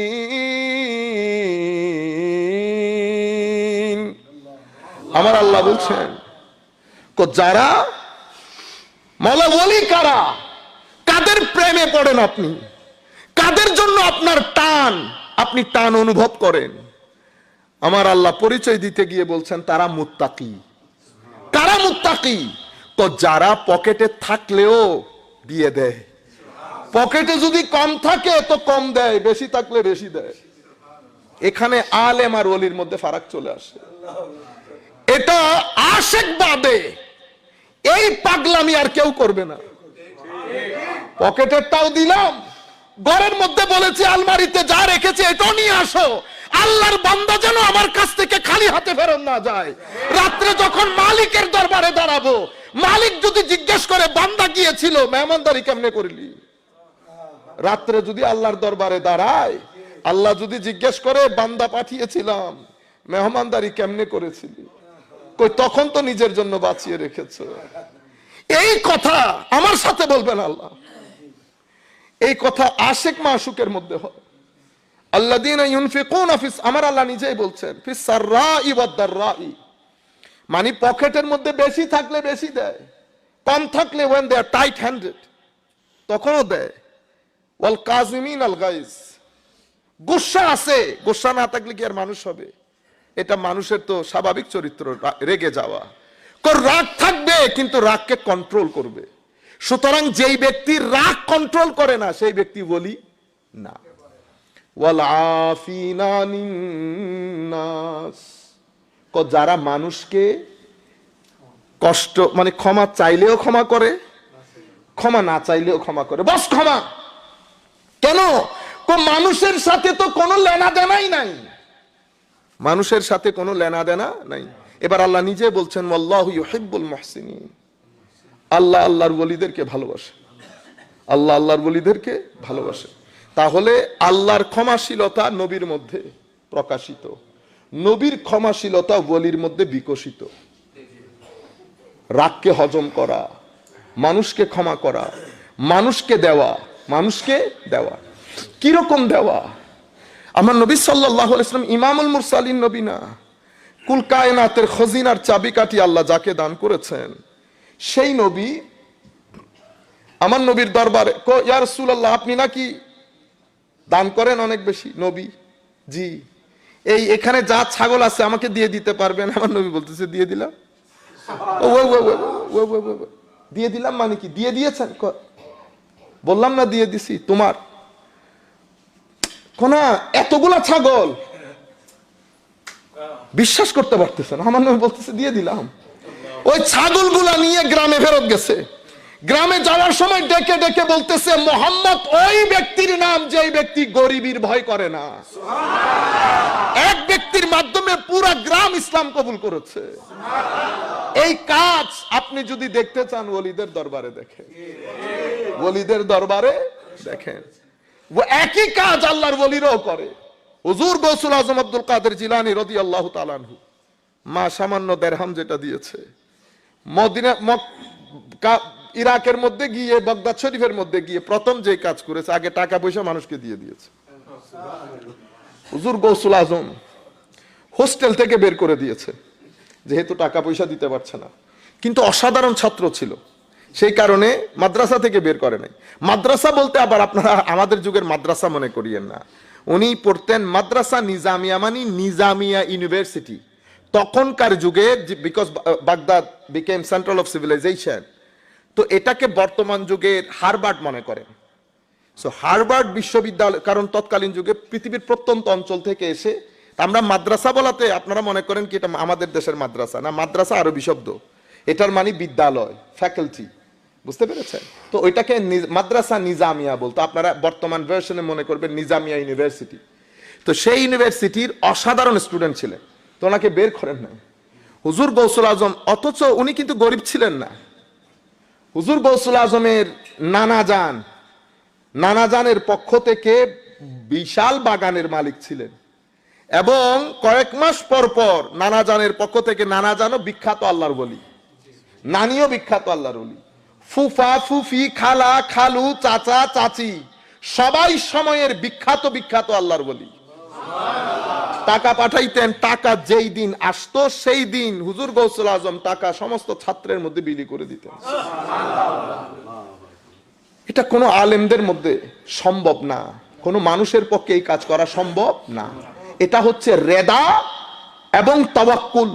শুধু এই ভয়ে রাতের সিজদার মধ্যে আশিক এবং মাশুক যখন মিলন হয়, মাশুক যখন বলে উঠলে যে কই টাকা তো পকেটে রেখে দিছো, তুমি না বললা আল্লাহু আকবার, কই আল্লাহু আকবার তো হয় নাই।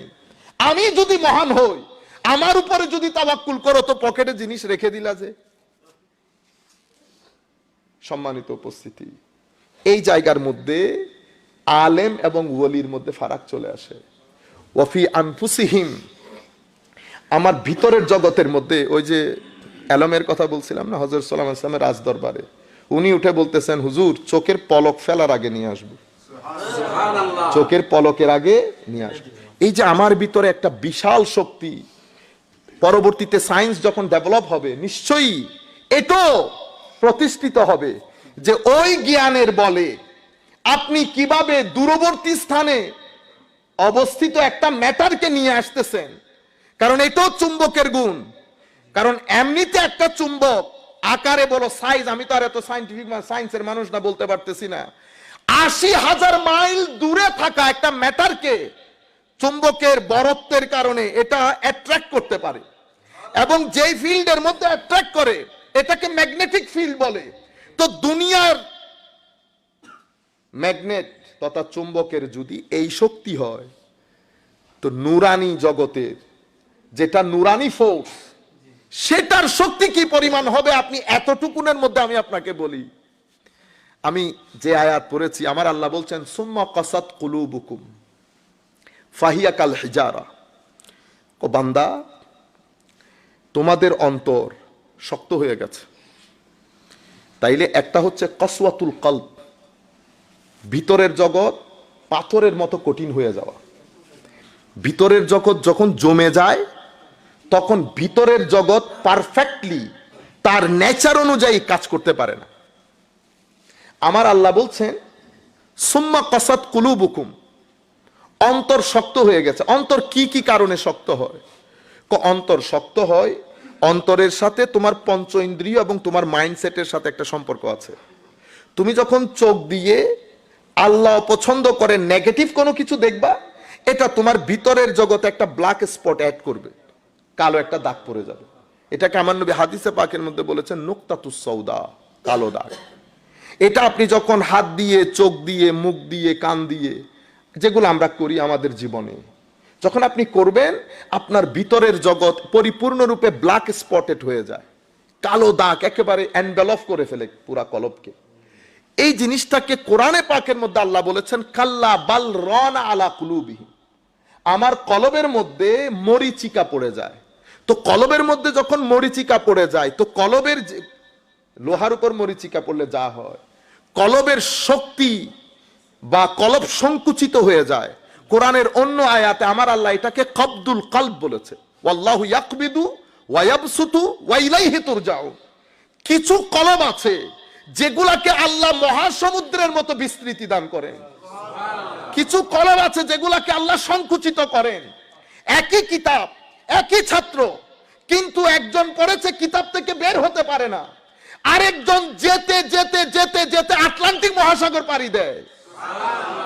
হুজুর গৌসুল আজম যে কিতাব পড়েছে, ইমাম ইবনে জৌজি একই কিতাব পড়েছে। তো ইমাম ইবনে জৌজি রাদিয়াল্লাহু আনহু আরদা, এটা কয়েকজন বিশ্ব বরেণ্য মুহাদ্দিসদের মধ্যে একজন। এগুলো আজকের জমানা না। হুজুর গৌসুল আজম ইন্তেকালও করেছেন 560 হিজরিতে বা 61 হিজরিতে। তাইলে অনেক আগের আল্লাহর ওলি। সেই যুগের মধ্যে দর্সের মধ্যে ইমাম ইবনে জৌজি ওনার কলিগদেরকে নিয়ে এসেছে হুজুর গৌসুল আজমের এলম চেক করতে, নলেজ চেক করতে, হাউ নলেজেবল হি ইজ। আল্লাহর ওলিরা দুই চোখ দিয়ে দেখে, একটা কশফের চোখ, একটা এই চোখ। এই চোখ দিয়ে শরীর দেখে, কশফের চোখ দিয়ে কলব দেখে। উনি হঠাৎ করে খেয়াল করেছেন হুজুর গৌসুল আজম দারসুল কোরআন শুরু করেছেন, কোরআনের তফসির। এক তফসির বলার পরে ইমাম ইবনে জৌজির কলিকরা জিজ্ঞেস করতেন, হুজুর এটা জানেন তো? জি জানি। আরেকটা তফসির, এটা জানেন তো? জি জানি। এভাবে 11টা করার পরে হঠাৎ করে হুজুর গৌসুল আজম খেয়াল করেছে আমার এলমকে চেক করা হচ্ছে। কাশফের মাধ্যমে জেনে গেছেন। যখন জেনে গেছেন তখন এলমের সমুদ্রের মধ্যে তরঙ্গ তৈরি হয়েছে। How dare! কত বড় সাহস তুমি! কোন আলেমকে? দারাস্তুল ইলমা হাত্তা সিরতু কুতুবা। আমি এলম শিখতে শিখতে জাহের বলেন বাতেন বলেন সব জায়গায় আল্লাহ আমাকে প্রিন্সিপাল বানিয়ে দিয়েছে। তখন হুজুর গৌসুল আজম রোব দবদবা তারি হয়েছে। হুজুর গৌসুল আজম এবার তাফসীর করা শুরু করেছে। 11টার পরে আরো প্রায় 30টা তাফসীর করেছেন। একটার পর একটা বলে যাচ্ছেন। ইমাম ইবনে জৌজি বলছেন এটাও জানি না, এটাও জানি না, এটাও জানি না। 41টা করার পরে হুজুর গৌসুল আজম ইবনে জৌজির দিকে তাকিয়ে বলছেন, বেটা এতক্ষণ তো হায় হায় কিতাবপত্র আর ব্রেইন থেকে বলছি, লো এবার সিনা থেকে বলি। এবার সিনা থেকে বলি। আল আন নারজিউ মিনাল কালে ইলাল হাল। এতক্ষণ পর্যন্ত বই, ছাত্র, শিক্ষক, মাথা, ব্রেইন, আকল এগুলো থেকে বলেছি। এটাকে বলে এলমে জালি। এলমে জালি প্রকাশ্য জ্ঞান, যেটা শিক্ষক, কিতাবাদি, পড়া লেখা এগুলোর মাধ্যমে অর্জিত হয়। আরেকটা এলমকে বলে এলমে খাফি, যেটা কাশ, এলহাম এবং এলমে লদুন্নি। এটার জন্য সিজদা লাগে, এটার জন্য আল্লাহর খাস দয়া লাগে, রহমতে খুদাবন্দি লাগে, জেনেটিক ব্লাড লাগে। মাওলাই করিম যার উপর দয়া করেন তার উপর এলমে লদুন্নির বর্ষণ তৈরি করেন। যেভাবে হযরত লুকমানের ক্ষেত্রে বলেছেন, ওয়ালাকাদ আতাইনা লুকমানাল হিকমা, আমি লুকমানকে হিকমত দান করেছি। ও ভাই, এটা হযরত দাউদের যুগের লুকমান আর এটা আমার নবীর যুগের লুকমান। যখন বলেছে আল আন নারজিউ মিনাল কালে ইলাল হাল, এতক্ষণ পর্যন্ত মাথা থেকে বলেছি, এবার সিনা থেকে বলি, দেখি চেক করে দেখো। এই কথা বলার পরে ইমাম ইবনে জৌজি বেহুশ হয়ে পড়ে যায়। আমি আপনাকে বলছি, যখন সিনা বিস্তৃত হয়ে যায়, মওলা যখন কারো সিনাকে খুলে দেন, তো আল্লাহ যখন খুলে দেন, আল্লাহ তো আল্লাহ, আমার আল্লাহ আল্লাহ, আল্লাহ যখন খুলে দেন তখন আর সীমা পরিসীমা রাখেন? সীমা পরিসীমা রাখেন। ওয়াল্লাহু ইয়াকবিদু ওয়া ইয়াবসুতু ওয়া ইলাইহি তুরজাউন। আমার আল্লাহ সিনার ভিতরে বিস্তৃতি দান করেন। যখন আল্লাহ সিনার ভিতরে বিস্তৃতি দান করেন, সেই জায়গার মধ্যে কাশ, এগুলাকে আমরা বলি এলমে বাতেন। এলমে বাতেন, এলমে বাতেনের মধ্যে মূল জায়গা হচ্ছে এলমে লদুন্নি। এটা আমার আল্লাহ নিজে বান্দার সিনার ভিতরে ঢালেন। কখন ঢালেন? বান্দার কলব যখন আল্লাহর নূর নেওয়ার জন্য তৈরি হয় তখন ঢালেন। কখন ঢালেন? যখন এটা পুত পবিত্র হয়। তো পুত পবিত্র কেমনে হয়? তওবার পানি এবং তাহারাতের পানি এবং ইবাদতের পানি এবং জিক্রের পানি, এটা ধুইতে ধুইতে যখন একেবারে সাফ সুতরা হয়ে যায়, তখন আমার আল্লাহ সেই কলবের মধ্যে আমার আল্লাহ নিজের একটা ঘর তৈরি করে। আমার আল্লাহ একটা ঘর তৈরি করেন। তখন মুমিনের কলবের ভিতরে মাওলা বসবাস করা শুরু করে। তখন কলবুল মুমিন বাইতুল্লাহ হয়ে যায়। এবং হায় হায়, এই কলবের ভিতরে মাওলাই করিম সব কিছু, জামালাত, কামালাত, অনেক কিছু দিয়ে মাওলাই করিম এই সিনাটাকে ভরপুর করে দেয়। আমরা দুই একবার দরুদ শরীফ পড়ি। আল্লাহুম্মা সাল্লি আলা সাইয়্যিদিনা।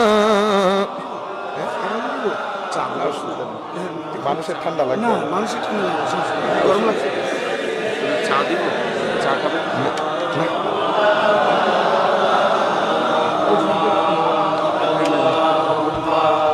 সাল্লি আলা সাইয়্যিদিনা মাওলানা ওয়া আলা আলি সাইয়্যিদিনা মাওলানা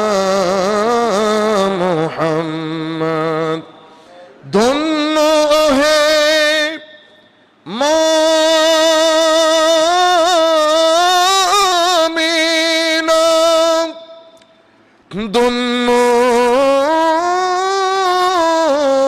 আপনার জিন্দেগি,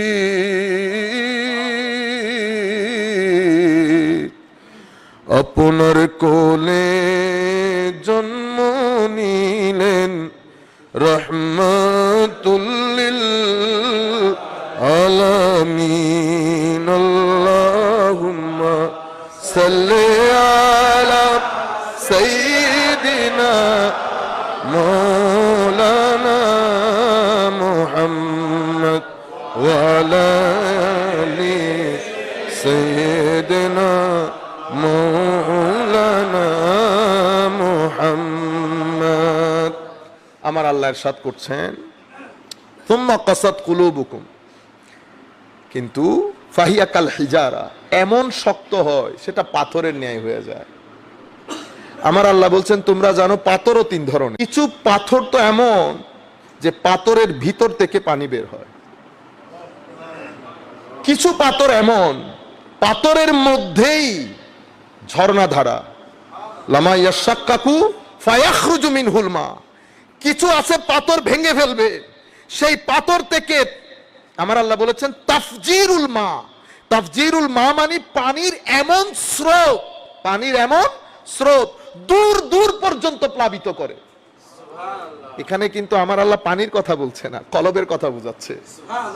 আপনি দেখেন একটা পাথর ফেটেছে বাগদাদের জমিনে, পাথর ফেটেছে সিনায়ে গৌসুল আজম, সিনায়ে গৌসুল আজম। আরেকটা হচ্ছে সিনায়ে মুজাদ্দিদ আল-ফেসানি। এক এক সিনা এক এক জায়গার মধ্যে ফেটেছে। সেই সিনা থেকে বের হওয়া রুহানিয়ত, নূরানিয়ত, হেদায়েতের পানি মাইলকে মাইল দূরে থাকা আল্লাহর বান্দাদেরকে, আল্লাহর বান্দাদের সিনাকে প্লাবিত করেছে, করে নাই? হায় হায়। আপনি এবার এই ফোর্স, এই এনার্জি, এগুলা কত উপরের পর্যায়ের আপনি চিন্তা করে দেখেন।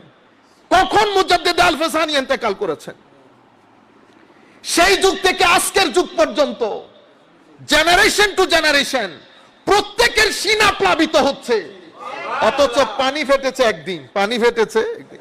লামা ইয়াশাক্কাকু ফায়াখরুজু মিনহুল মা। আরেক জায়গায় বলেছে, আরেক পাথরের ক্ষেত্রে বলেছে লামা ইয়াহবিতু মিন খাশিয়াতিল্লাহ। কিছু পাথর তো আল্লাহর ভয়ে নুয়ে পড়ে। আমার আল্লাহ বলছে এমন পাথর হয়েছে বেটা, পাথরও তিন ধরনের হয়। পাথরও কলবের গুরুত্ব বুঝাতে গিয়ে এখন প্রশ্ন হচ্ছে ইনাদের কলবগুলা এত মানুষকে প্লাবিত কেমনে করে? আবার আসেন পাওয়ার ভার্সেস ফোর্স। উনি বলেছেন এনার্জি লেভেল 500, নরমালি 500 পর্যন্ত থাকলে ওই ব্যক্তির মাধ্যমে অসংখ্য মানুষ প্লাবিত হয়। আর কারো এনার্জি লেভেল যদি 700 পর্যন্ত চলে যায়, ওই ব্যক্তির মাধ্যমে মিনিমাম 7 কোটি লোক উপকৃত হয়। যাদেরকে আমরা গৌসুল আজম বলি, যাদেরকে আমরা কুতুবুল আকতাব বা গৌসুল আজম বলি। কিন্তু উনি বলছেন তখনকার যুগে আমাদের এখন এনার্জি লেভেল নামতে নামতে 250-র মধ্যে নেমেছে। তো যখন এনার্জি লেভেল 250-র মধ্যে চলে যায়, তো মানুষ রুহানিয়ত শূন্য হয়ে যায় এনার্জি থেকে। সেই কারণে বর্তমান যুগে আপনারা দেখছেন না আমাদের ছেলেপুলে, এই যে আমরা মসজিদের মধ্যে দুরান দেই, আল্লাহু আকবার আল্লাহু আকবার, রুকু সিজদা, বাইরে গিয়ে ঠিক আবার গীবত করি, গালিগালাজ করি, হিংসা বিদ্বেষ সবকিছু করছি, কিন্তু নামাজের সাথে এটা যাওয়ার কথা না। আমরা যখন নামাজে দাঁড়াই আপনি দেখেন না, আল্লাহু আকবার, সবকিছু ঠিক আছে, আমাদের রুকু সিজদা এগুলা নিয়ে তখন আমরা মারামারিও করি, আমিন কে জোরে বলবো কে আস্তে বলবো। ও আপনার জোরে বলতে ইচ্ছে করলে জোরে বলেন, আস্তে বলতে ইচ্ছে করলে আস্তে বলেন।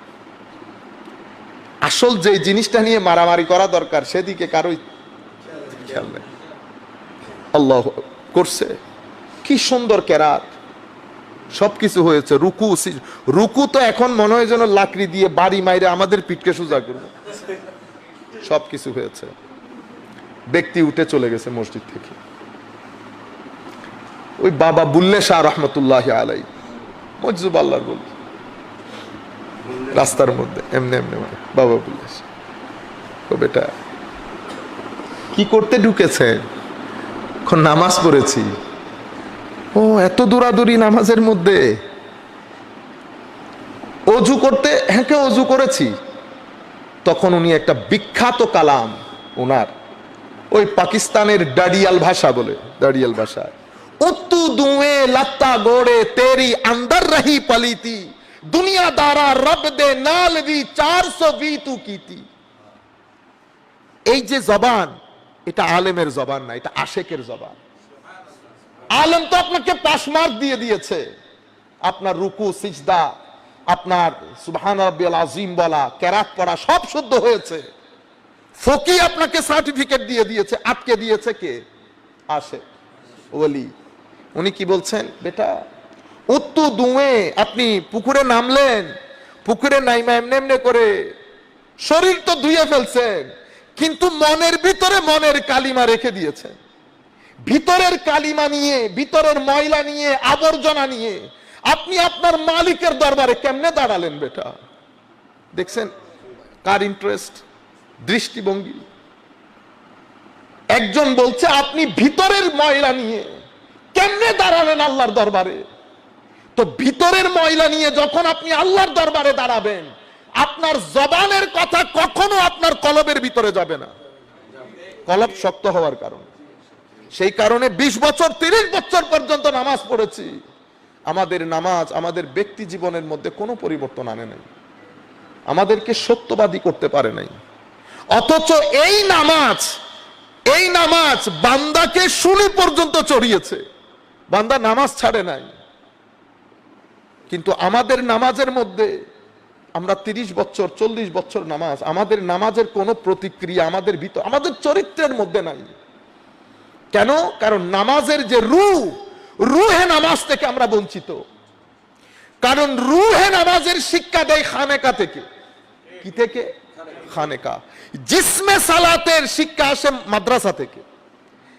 দুইটার সমন্বয় যদি হয় তো জাতি হবে সভ্য। আপনি যখন এখান থেকে উঠে এটাকে বেদাত বলবেন, তা আপনি একটা শিক্ষা প্রতিষ্ঠান বন্ধ করে দিলেন। আপনি যদি সিম্পল প্রশ্ন, খুশু কাকে বলে, এটা আমি আপনাকে বলতেছি এখন, কিন্তু আপনি যদি আমাকে জিজ্ঞেস করেন হুজুর খুশু কিভাবে অর্জন করতে হয়, এই উত্তর আমার কাছে। তাকওয়া কাকে বলে, এটা আমি আপনাকে বলতে পারবো, মুফাসসিরিনে কেরাম এই বলছে, অমুক এই বলছে, এটা বলতে উলামায়ে কেরাম বলেন।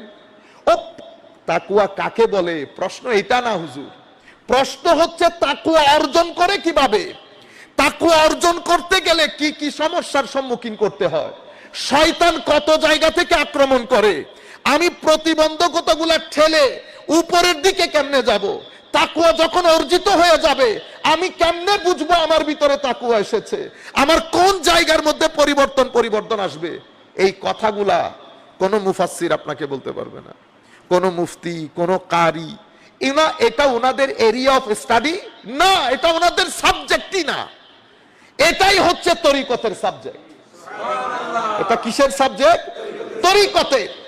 সেই কারণে এটা তরিকতের লাইব্রেরি, এটা ফিকার লাইব্রেরি। ফিকার কিতাব তুলবেন, যে কোনো কিতাব, শুরুর কিতাব থেকে আজকের কিতাব পর্যন্ত।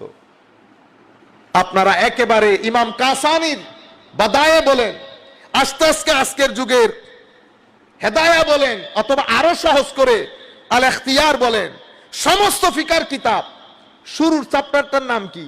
শুরুর চ্যাপ্টারটার নাম হচ্ছে কিতাবুত তাহারা, পবিত্রতা অর্জনের অধ্যায়। কিভাবে পবিত্রতা? অজু দিয়ে পবিত্রতা। এখন বাবা বুল্লে শাহ বলছেন, ও অজুর পবিত্রতা তো হয়ে গেছে, এ ভিতরের অপবিত্রতা রয়ে গেছে, এখন আমি ভিতরের অপবিত্রতা দূর করব কেমনে? কোন কিতাবের মধ্যে পাবেন না। আপনি তখন যখন তাসাউফের কিতাবে যাবেন, লাইব্রেরি পড়ে আছে, নিলেন যে কোনো একটা কিতাব, ইমাম কুশাইরি হোক, অথবা তারও আগের হারিস আল মুহাসিবির হোক, অথবা ইহয়া হোক, অথবা লুমা হোক, আওয়ারিফুল মাআরিফ হোক, ইমাম হুজুর গৌসুল আজমের গুনিয়া হোক, হুজুর মুজাদ্দিদ আলফে সানির মকতুবাত শরীফ হোক, আপনি মানাজিলুস সাইরিন হোক, আপনি কাশফুল মাহজুব হোক, আপনি হুজুর ইমাম কুশাইরির রিসালা কুশাইরিয়া হোক। ও ভাই, তরিকতের কিতাব যখন লিখা শুরু হয়েছে তখন হাদিসের কিতাবের রচনাও শুরু হয়নি। এই কিতাবগুলা যখন নেবেন, প্রথম চ্যাপ্টার কিতাবুত তাওবাহ, এইটা তওবার অধ্যায়। দেখছেন ফিকহের কিতাব শুরু হচ্ছে ওযু দিয়ে পবিত্রতার অধ্যায়, আর তাসাউফের কিতাব শুরু হচ্ছে তওবা দিয়ে আপনার ভিতরের জগৎ পবিত্রতার অধ্যায়। তাসাউফের কিতাব তাকওয়া কাকে বলে কোন ফিকহের কিতাবের মধ্যে পাবেন না। তাকওয়ার বহস কোথায়? তরিকতের কিতাবে। খৌফ ও খশিয়তের অধ্যায় তরিকতের কিতাবে। আল্লাহর নৈকট্য কেমনে অর্জন করব? তরিকতের কিতাবে। মহব্বত কাকে বলে? তরিকতের কিতাবে। তাওয়াক্কুল, আমার আল্লাহ বলছেন ওয়া আলাল্লাহি ফালিয়াতাওয়াক্কালিল মুমিনুন। তাওয়াক্কুল ফিকহের কিতাবের মধ্যে নাই, তাওয়াক্কুল তরিকতের কিতাবের মধ্যে। আপনারা বুঝতে পেরেছেন? সাবজেক্ট আলাদা আলাদা। হযরতে বাবা বুল্লে শাহ বলছেন দুনিয়াদারা কোহাইরে দুনিয়াদার রব দে নালভি, আল্লাহর সাথেও 420 গিরি করলা। হায়, আশেকের নামাজ আর আমার নামাজের মধ্যে কতটুকুন ফারাক চলে আসলো দেখলেন। সেই কারণে আল্লাহ ওয়ালারা যখন গুনাহ করে ফেলে তখন ওরা নামাজে দাঁড়াইতে পারে না, খালি ঘুরে যায় নামাজ বিছিয়ে, খালি ঘুরে ঘুরে ভাই নামাজ পড়বেন না? পড়বো পড়বো। তখন মুরিদ এসে জিজ্ঞেস করতেছে হুজুর এত পায়ছাড়া, কাজ একটা করে ফেলছি, আল্লাহর দরবারে জবাব কি দিব চিন্তা করতেছি। পুলিশ লাগতেছে না, বেচারা দাঁড়াইতে পারতেছে না। আল্লাহর হায়া, আল্লাহর খৌফ, আল্লাহর খশিয়ত।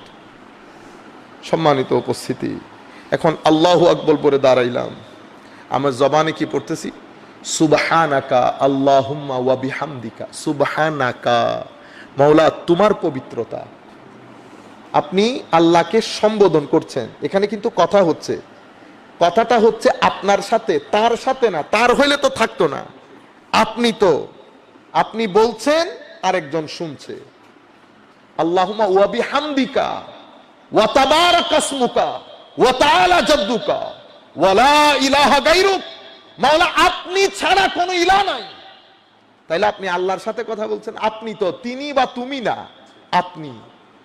এখন আমার আল্লাহ বলবেন না বান্দা আমার আল্লাহ খুশি হয়ে গেছেন না? আপনারা যখন কোনো আল্লাহ কোন একজন ভালো মানুষকে বসিয়ে প্রশংসা করেন, উনি খুশি হয়ে যান না? হায় হায়, আমিও চিন্তা করি আল্লাহর যখন এভাবে বলেন আমার আল্লাহ কি খুশি হয় বান্দার উপর। এবার আমার আল্লাহ তাকিয়ে থাকেন বান্দা বলে কি। এখন আপনি বলতেছেন আলহামদুলিল্লাহি রাব্বিল আলামিন। শুনশান নীরবতা। আশেক বলে উঠেছে মাওলা সমস্ত প্রশংসা তোমার, কুল কায়নাতের প্রতিপালক তুমি। একজন বলছেন আরেকজন শুনছে। এরপর আমি একটু চুপ করে থাকলাম, আর রহমান আর রহিমে যাওয়ার আগে একটু চুপ করে থাকলাম। আমার আল্লাহ আমাকে জবাব দিলেন হামিদানি আব্দি। এই ফেরেশতারা, আমার বান্দা কিন্তু আমার প্রশংসা করছে, আমার বান্দা আমার প্রশংসা করছে। তাইলে দুইজনের মধ্যে কথা হচ্ছে না, এটাকে মেরাজ বলা হচ্ছে। এটাকে কি বলা হচ্ছে? মেরাজ। কিন্তু এই জায়গার মাঝখানে দাঁড়িয়ে গেছে নফস। আমার নফস কোনোভাবেই আল্লাহর আওয়াজ আমার কান পর্যন্ত পৌঁছাইতে দিচ্ছে না। আমার নফস আমাকে ভিতর থেকে টেনে নামাজের বাইরে নিয়ে যাচ্ছে। আমি বারবার চাই নামাজের ভিতরে থাকতে, আমার নফস আমাকে টেনে বাইরে নিয়ে যাচ্ছে। এবার আপনি চিন্তা করে দেখেন, আমি যখন আল্লাহ জবাব দিচ্ছেন কিন্তু নামাজে আমার কোনো খেয়াল নাই, তো নামাজের মধ্যে যদি খেয়াল না থাকে, আমার আল্লাহ তো আমার দিকে তাকিয়ে আছে। কিছুক্ষণ পরে আমার আল্লাহ বলবেন না বান্দা কিছু তো হায়া কর, আমি বড় তো, আমি মহান, তুই একদম আমাকে এভাবে পাত্তা দিলি না, আমার প্রতি তোর কোনো ফোকাসই নাই। এটা তো আমার আল্লাহ রহমান বিদায়। যদি রহমান না হতো, আমরা যেমন বিয়াদব ছাত্রকে ক্লাস থেকে বের করে দেই, আল্লাহ হয়তো দুনিয়া থেকে আমাদেরকে বের করে দিত। কিন্তু শুধু রহমান রহিম এবং আমার আল্লাহর রুবুবিয়তের হক আদায় করার জন্য আমার আল্লাহ আমাদেরকে জমিনের মধ্যে টিকিয়ে রাখেন। আর এই নামাজ নিয়ে আমাদের অহংকারের কোনো শেষ নাই। ও ভাই, যাদের নামাজ নামাজ হয় তাদের তো অহংকার হয় না। তারা মানুষের জন্য তাদের অন্তর একেবারে রব্বুল আলামিনের ফুয়ুজাতে ধন্য হয়। আল্লাহর ওলিদের সিনা কার সিনার মতো হয়? আল্লাহর সিনার মতো। আল্লাহর তার কোনো সিনা নাই, আমি মেটাফরিক্যালি বলতেছি আপনাদের। তারা আলহামদুলিল্লাহ সূরা ফাতিহার ফেজে ধন্য হয়। আল্লাহ যেমন রব্বুল আলামিন, সবাইকে পালেন, মানলেও পালেন, না মানলেও পালেন। তো আল্লাহর ওলি যখন বেলায়েত নসিব হয়, সেই ব্যক্তিও খালকে খোদার জন্য একেবারে একটা রহমত হয়ে যায়। কোন ধরনের ডিসক্রিমিনেশন থাকে না তাদের দরবারে। তারা এত হায়া করে, তারা আপনার গুনার দিকে নজরই দেয় না, গুনার দিকে নজরই দেয় না। এত বেশি মহব্বত এশক তাদের ভিতরে চলে আসে আল্লাহর সৃষ্টির জন্য। কেন? কারণ আমার মাসুকের পরিবারেরা। হযরতে মাওলায়ে রুম জালালউদ্দিন রুমি রাদিয়াল্লাহু আনহু, আমাদের বড় বড় শিক্ষকরা শিখাচ্ছেন এখন জালালউদ্দিন রুমি পড়া যাবে না। আজীব মাহৌলের মধ্যে মাওলায়ে রুম, মৌলভী যখন মাওলায়ে রুম হয়েছে, কি পরিমাণ হায়া দেখেন। ক্লাস থেকে আসতেছে, আসার সময় রাস্তার মধ্যে একটা কুকুর শুয়ে আছে, ঘুম। মাওলায়ে রুম কুকুরের পাশে এসে দাঁড়িয়ে আছে। 1 minute, 2 minute, 15 minute, 20 minute, 30 minute চলে যাচ্ছে। হুজুর জায়গার মধ্যে দাঁড়িয়ে, এক ছাত্র এসে দেখতেছে হুজুর দাঁড়িয়ে আছে। হুজুর দাঁড়িয়ে আছেন যে? কুকুর ঘুমাচ্ছে, কুকুর ঘুমাচ্ছে। ছাত্র চাচ্ছিল কুকুরটাকে তাড়িয়ে দিতে, হুজুর হাত ধরে বলছে খবরদার, কুকুরকে ঘুমাতে দাও। কুকুর যতক্ষণ পর্যন্ত ঘুম থেকে উঠতেছে না, মাওলায়ে রুম কুকুরের পাশে দাঁড়িয়ে। এটা আপনি আমাদের মাধ্যমে সম্ভব না, এটা আশেকের মাধ্যমে সম্ভব। আপনার কাছে যেটা পাগলামি, সেটা আমার আল্লাহর কাছে বেলায়েত।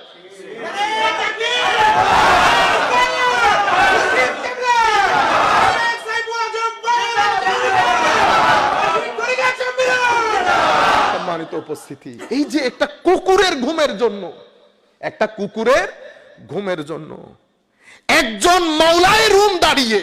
কেন?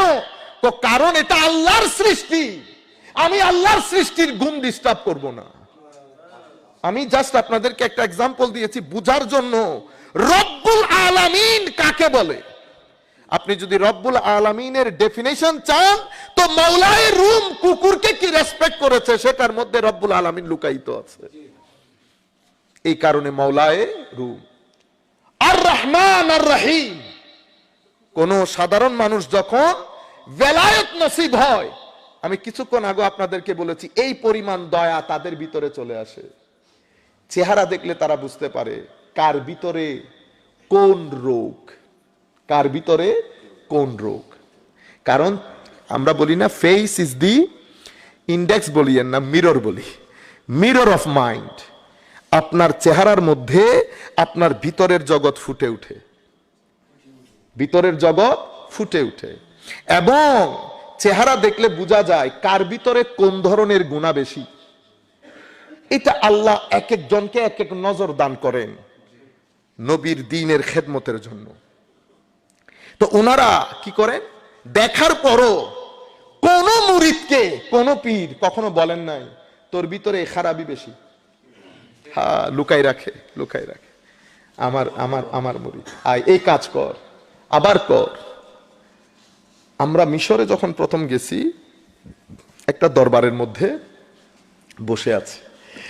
ওই রমজানের মাস ছিল, ইফতার করেছি, তারাবি পড়েছি, দার শুরু হয়েছে অনেকক্ষণ। তো আমি এমনিতেই ব্যান্ড করে বসতে পারি না, এই আন্দাজে বসতে পারি না, আমার পায়ের সমস্যার কারণে। তো আমি কিছুক্ষণ বসার পরে আমার চেহারা পরিবর্তন হয়ে গেছে, আমি আর নিতে পারতেছিলাম না। কিন্তু অনেক বড় আলেম, আল্লাহর ওলি, এখন মুভও করতে চাচ্ছি না। উনি দূর থেকে সেটা খেয়াল করেছেন। খেয়াল করে এসে আমার এতগুলা মানুষের মধ্যে আমার কানে কানে বলতেছেন, বেটা, আরবির মধ্যে বলতেছে, আই মুশকিলা, মানে এনি কোনো সমস্যা?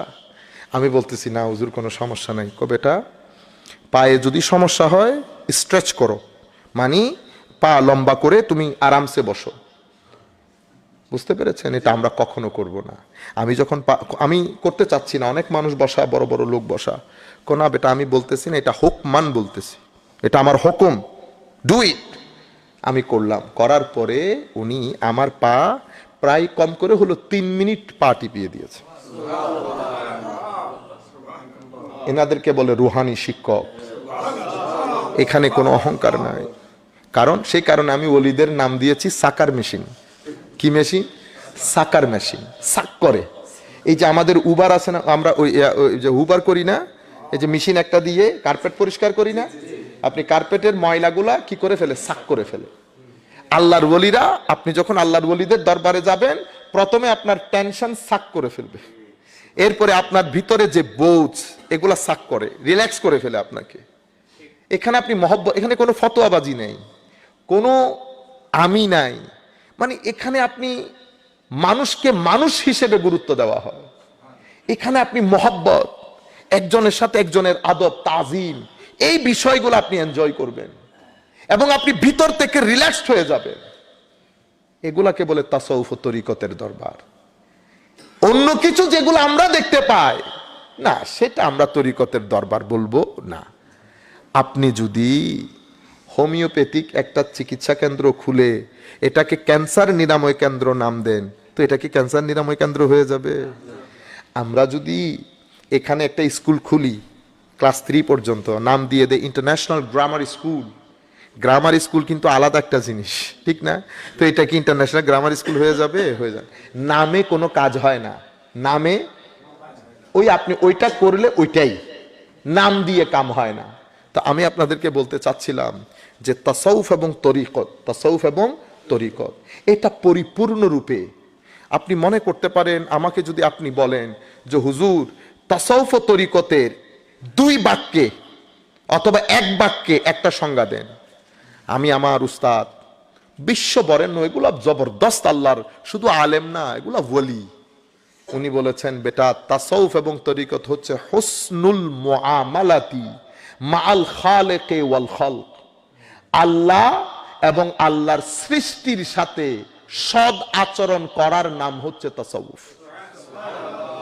আল্লাহ এবং আল্লাহর সৃষ্টির সাথে regardless of their ethnic identity, কোন ব্যক্তিকে জাস্ট মানুষ হিসেবে গুরুত্ব দিয়ে, সৃষ্টি জগৎকে আল্লাহর সৃষ্টি হিসেবে গুরুত্ব দিয়ে সৃষ্টির সদ্ব্যবহার করা। কারণ আমার আল্লাহ হাদিসে কুদসির মধ্যে বলেছেন, সেই ব্যক্তি আমার সবচেয়ে মহব্বতে যেই ব্যক্তি আমার পরিবারকে সহায়তা করে। আল্লাহর পরিবারকে, আল্লাহর সৃষ্টি হচ্ছে আল্লাহর পরিবার, আল্লাহর সৃষ্টি আল্লাহর পরিবার। তো আমি আপনাদেরকে যেখান থেকে নিয়ে এসেছি, তো বলা হচ্ছে যদি 700 ওই এনার্জি পরিমাণ কারো থাকে, এটা গৌসুল আজমে পরিণত হয়, গৌসুল আজমে পরিণত, এটার মাধ্যমে খলকে খোদা এভাবে উপকৃত হয়। আমরা এবার কয়েকবার দুরূদ শরীফ পড়ে বক্তব্যের শেষের দিকে চলে আসছি, আমরা বক্তব্য বাড়াবো না ইনশাআল্লাহ। সাল্লি আলা রাসূলিনা সাল্লি আলা মুহাম্মাদিন সাল্লি আলা হাবিবিনা সাল্লি আলা মুহাম্মাদিন। ज़मीन व ज़मान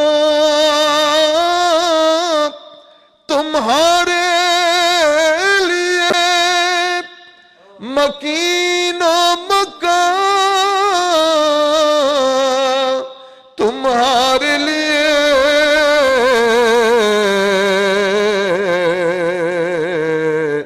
चुनियो चुना तुम्हारे लिए, बने दो जहां तुम्हारे लिए। सल्ले अला रसूलिना सल्ले अला मुहम्मदिन सल्ले अला हबीबिना सल्ले अला মুহাম্মাদিন। সম্মানিত উপস্থিতি, আমরা কিছু মুসল্লি নামাজের মাধ্যমে আল্লাহর নৈকট্য অর্জন করে, এদেরকে বলে মুসল্লি মুকাররব।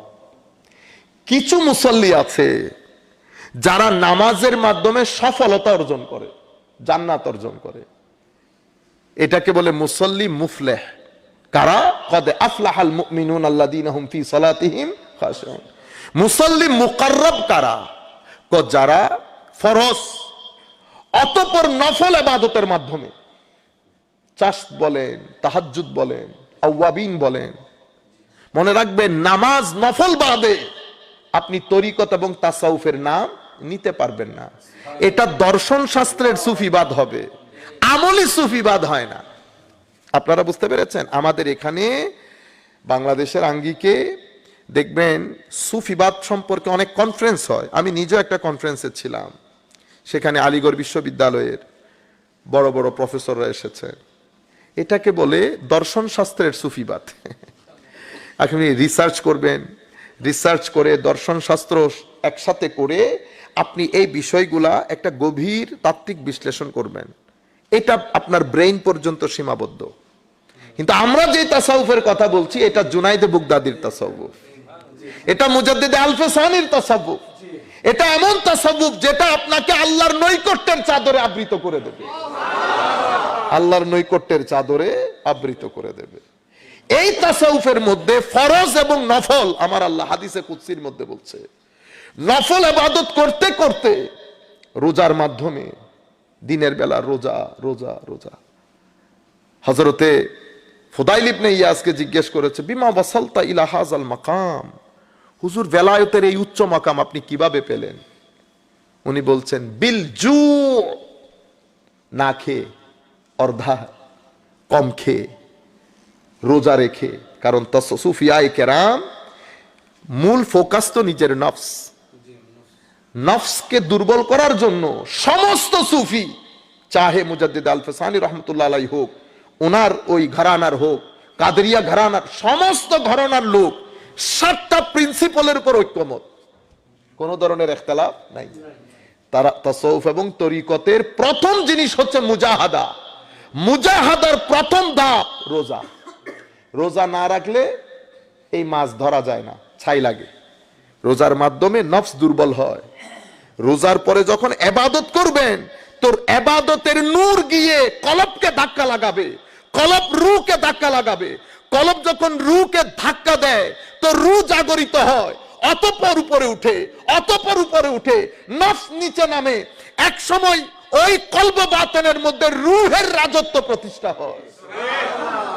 যখন রূহের রাজত্ব প্রতিষ্ঠা হয়, ফরজ এবং নফল, ফরজ এবং নফল করতে করতে করতে, হায় হায়, তখন আমার আল্লাহ আসমানের মধ্যে ডাক দিয়ে বলে, আমি ওই বান্দার মহব্বতে পড়ে গেছি। তাহলে ইবাদতের পরে মহব্বত, মহব্বত, আল্লাহর মহব্বত পাওয়ার সাথে সাথে মাওলা আল্লাহ পাক জানে কয় হাজার পর্দা, পর্দা উঠিয়ে ওই বান্দাকে নৈকট্যের চাদরে আবৃত করে ফেলে। এটাকে আমরা বলি কুরবত। তাইলে সালাত, মহব্বত, কুরবত। কুরবতের পরে বান্দা আল্লাহর সিফাতের মধ্যে ফানা হয়ে যায়। তখন আমার আল্লাহ ওই বান্দাকে বলে, তোর হাত দিয়ে ধরিস না, আমার হাত দিয়ে ধর, আমার চোখ দিয়ে দেখ, আমার মুখ দিয়ে বল, আমার কান দিয়ে শোন। বান্দা তখন এটাকে আমরা বলি সিবগাতুল্লাহ, আল্লাহর রঙে রঙিন হয়ে যাওয়া, আল্লাহর রঙে। এই কারণে কি বলে, মাজহারে নূরে খুদা, মাজহারে নূরে খুদা। এই কারণে আল্লাহর ওলিরা এই মাজহার গুলা যেখানে যায় বাজার বসে যায়। কোটি টাকা থাকলে আপনি বাজার বসাইতে পারবেন না। এটা আমার কাছে বড় আজীব লাগে। আমাদের বয়স এখন আস্তে আস্তে শেষের দিকে, আমরা বাজার বসাইতে, বাজার কি দুইজন মানুষও আসে না কিনতে, কিন্তু আল্লাহর ওলিরা যে রাস্তা দিয়ে হাঁটে বাজার বসাই, বাজার বসে যায়, মাজহারে নূরে খুদা হওয়ার কারণে। এরপরে কি হয়, এরপরে এরা মাযুন হয়।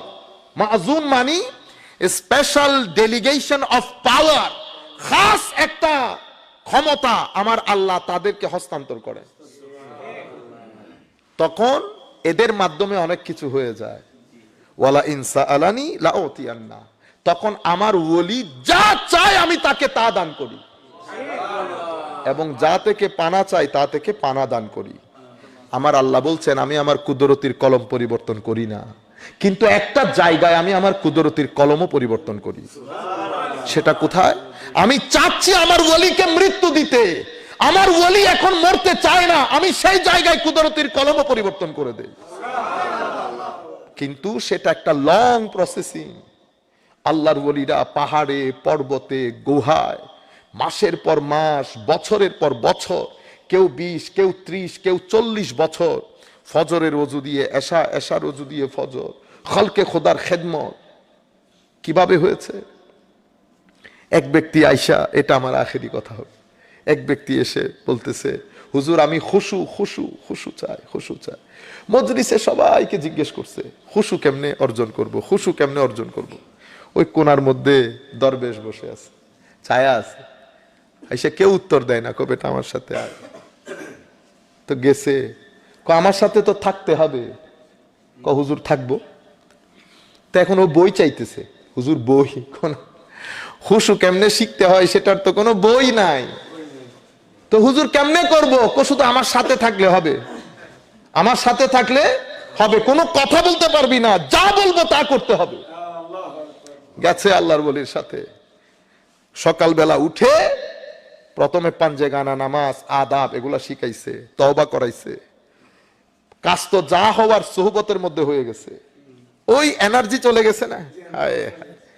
বলতেছে আগামী 6 মাস আমার এখানে যারা আসবে তারা বাথরুম পরিষ্কার, বাথরুম করবে না, এই 6 মাস বাথরুম পরিষ্কার করবি। চৌধুরীর ছেলে বাথরুম পরিষ্কার, হুজুর ইজ রিয়েলি রিয়েলি হেভি। এখন তো নাও বলতে পারতেছে না, নাও বলতে চাচ্ছেও না, কারণ সুহবত তো রং তোলা শুরু হয়ে গেছে। হুজুর কোনো অসুবিধা নাই। 6 মাস বাথরুম পরিষ্কার করেছে। বাথরুম কেন পরিষ্কার করাইলো? নফসকে একেবারে মিনিমাম পর্যায়ে নিয়ে আসার জন্য। সব জায়গায় তো নফসি আমি বরবাদ করে দেয়, সেই জন্য আলেম আর আশেকের মধ্যে ফারাক হচ্ছে। আলেম পরিচিতি চায়, আশেক কখনো পরিচিতি চায় না, নিজেকে গুটিয়ে রাখতে চায়। আলেম চেয়ার চায়, আশেক বসতেও চায় না। আলেম চায় আমাকে সালাম দেওয়া হোক, আশেক চায় আমার দিকে তাকাইছি না, আমি একজনের সাথে আছি। আলেম আর আশেকের মধ্যে ফারাক অনেক। আলেম চায় আপনি তাকে প্রটোকল দেন, আশেক চায় কোন এক জায়গায় কোণে বসে থাকতে, কোণার মধ্যে বসে থাকে। আলেম আর আশেকের মধ্যে আসমান জমিনের ফারাক। আলেমের দৃষ্টি পৃথিবীর দিকে, পকেটের দিকে, বড় মাহফিলের দিকে, প্রটোকলের দিকে। আশেকের দৃষ্টি মাসুকের দিকে। বুঝতে পেরেছেন? আলেম আর আশেকের মধ্যে ফারাক অনেক, ফারাক অনেক।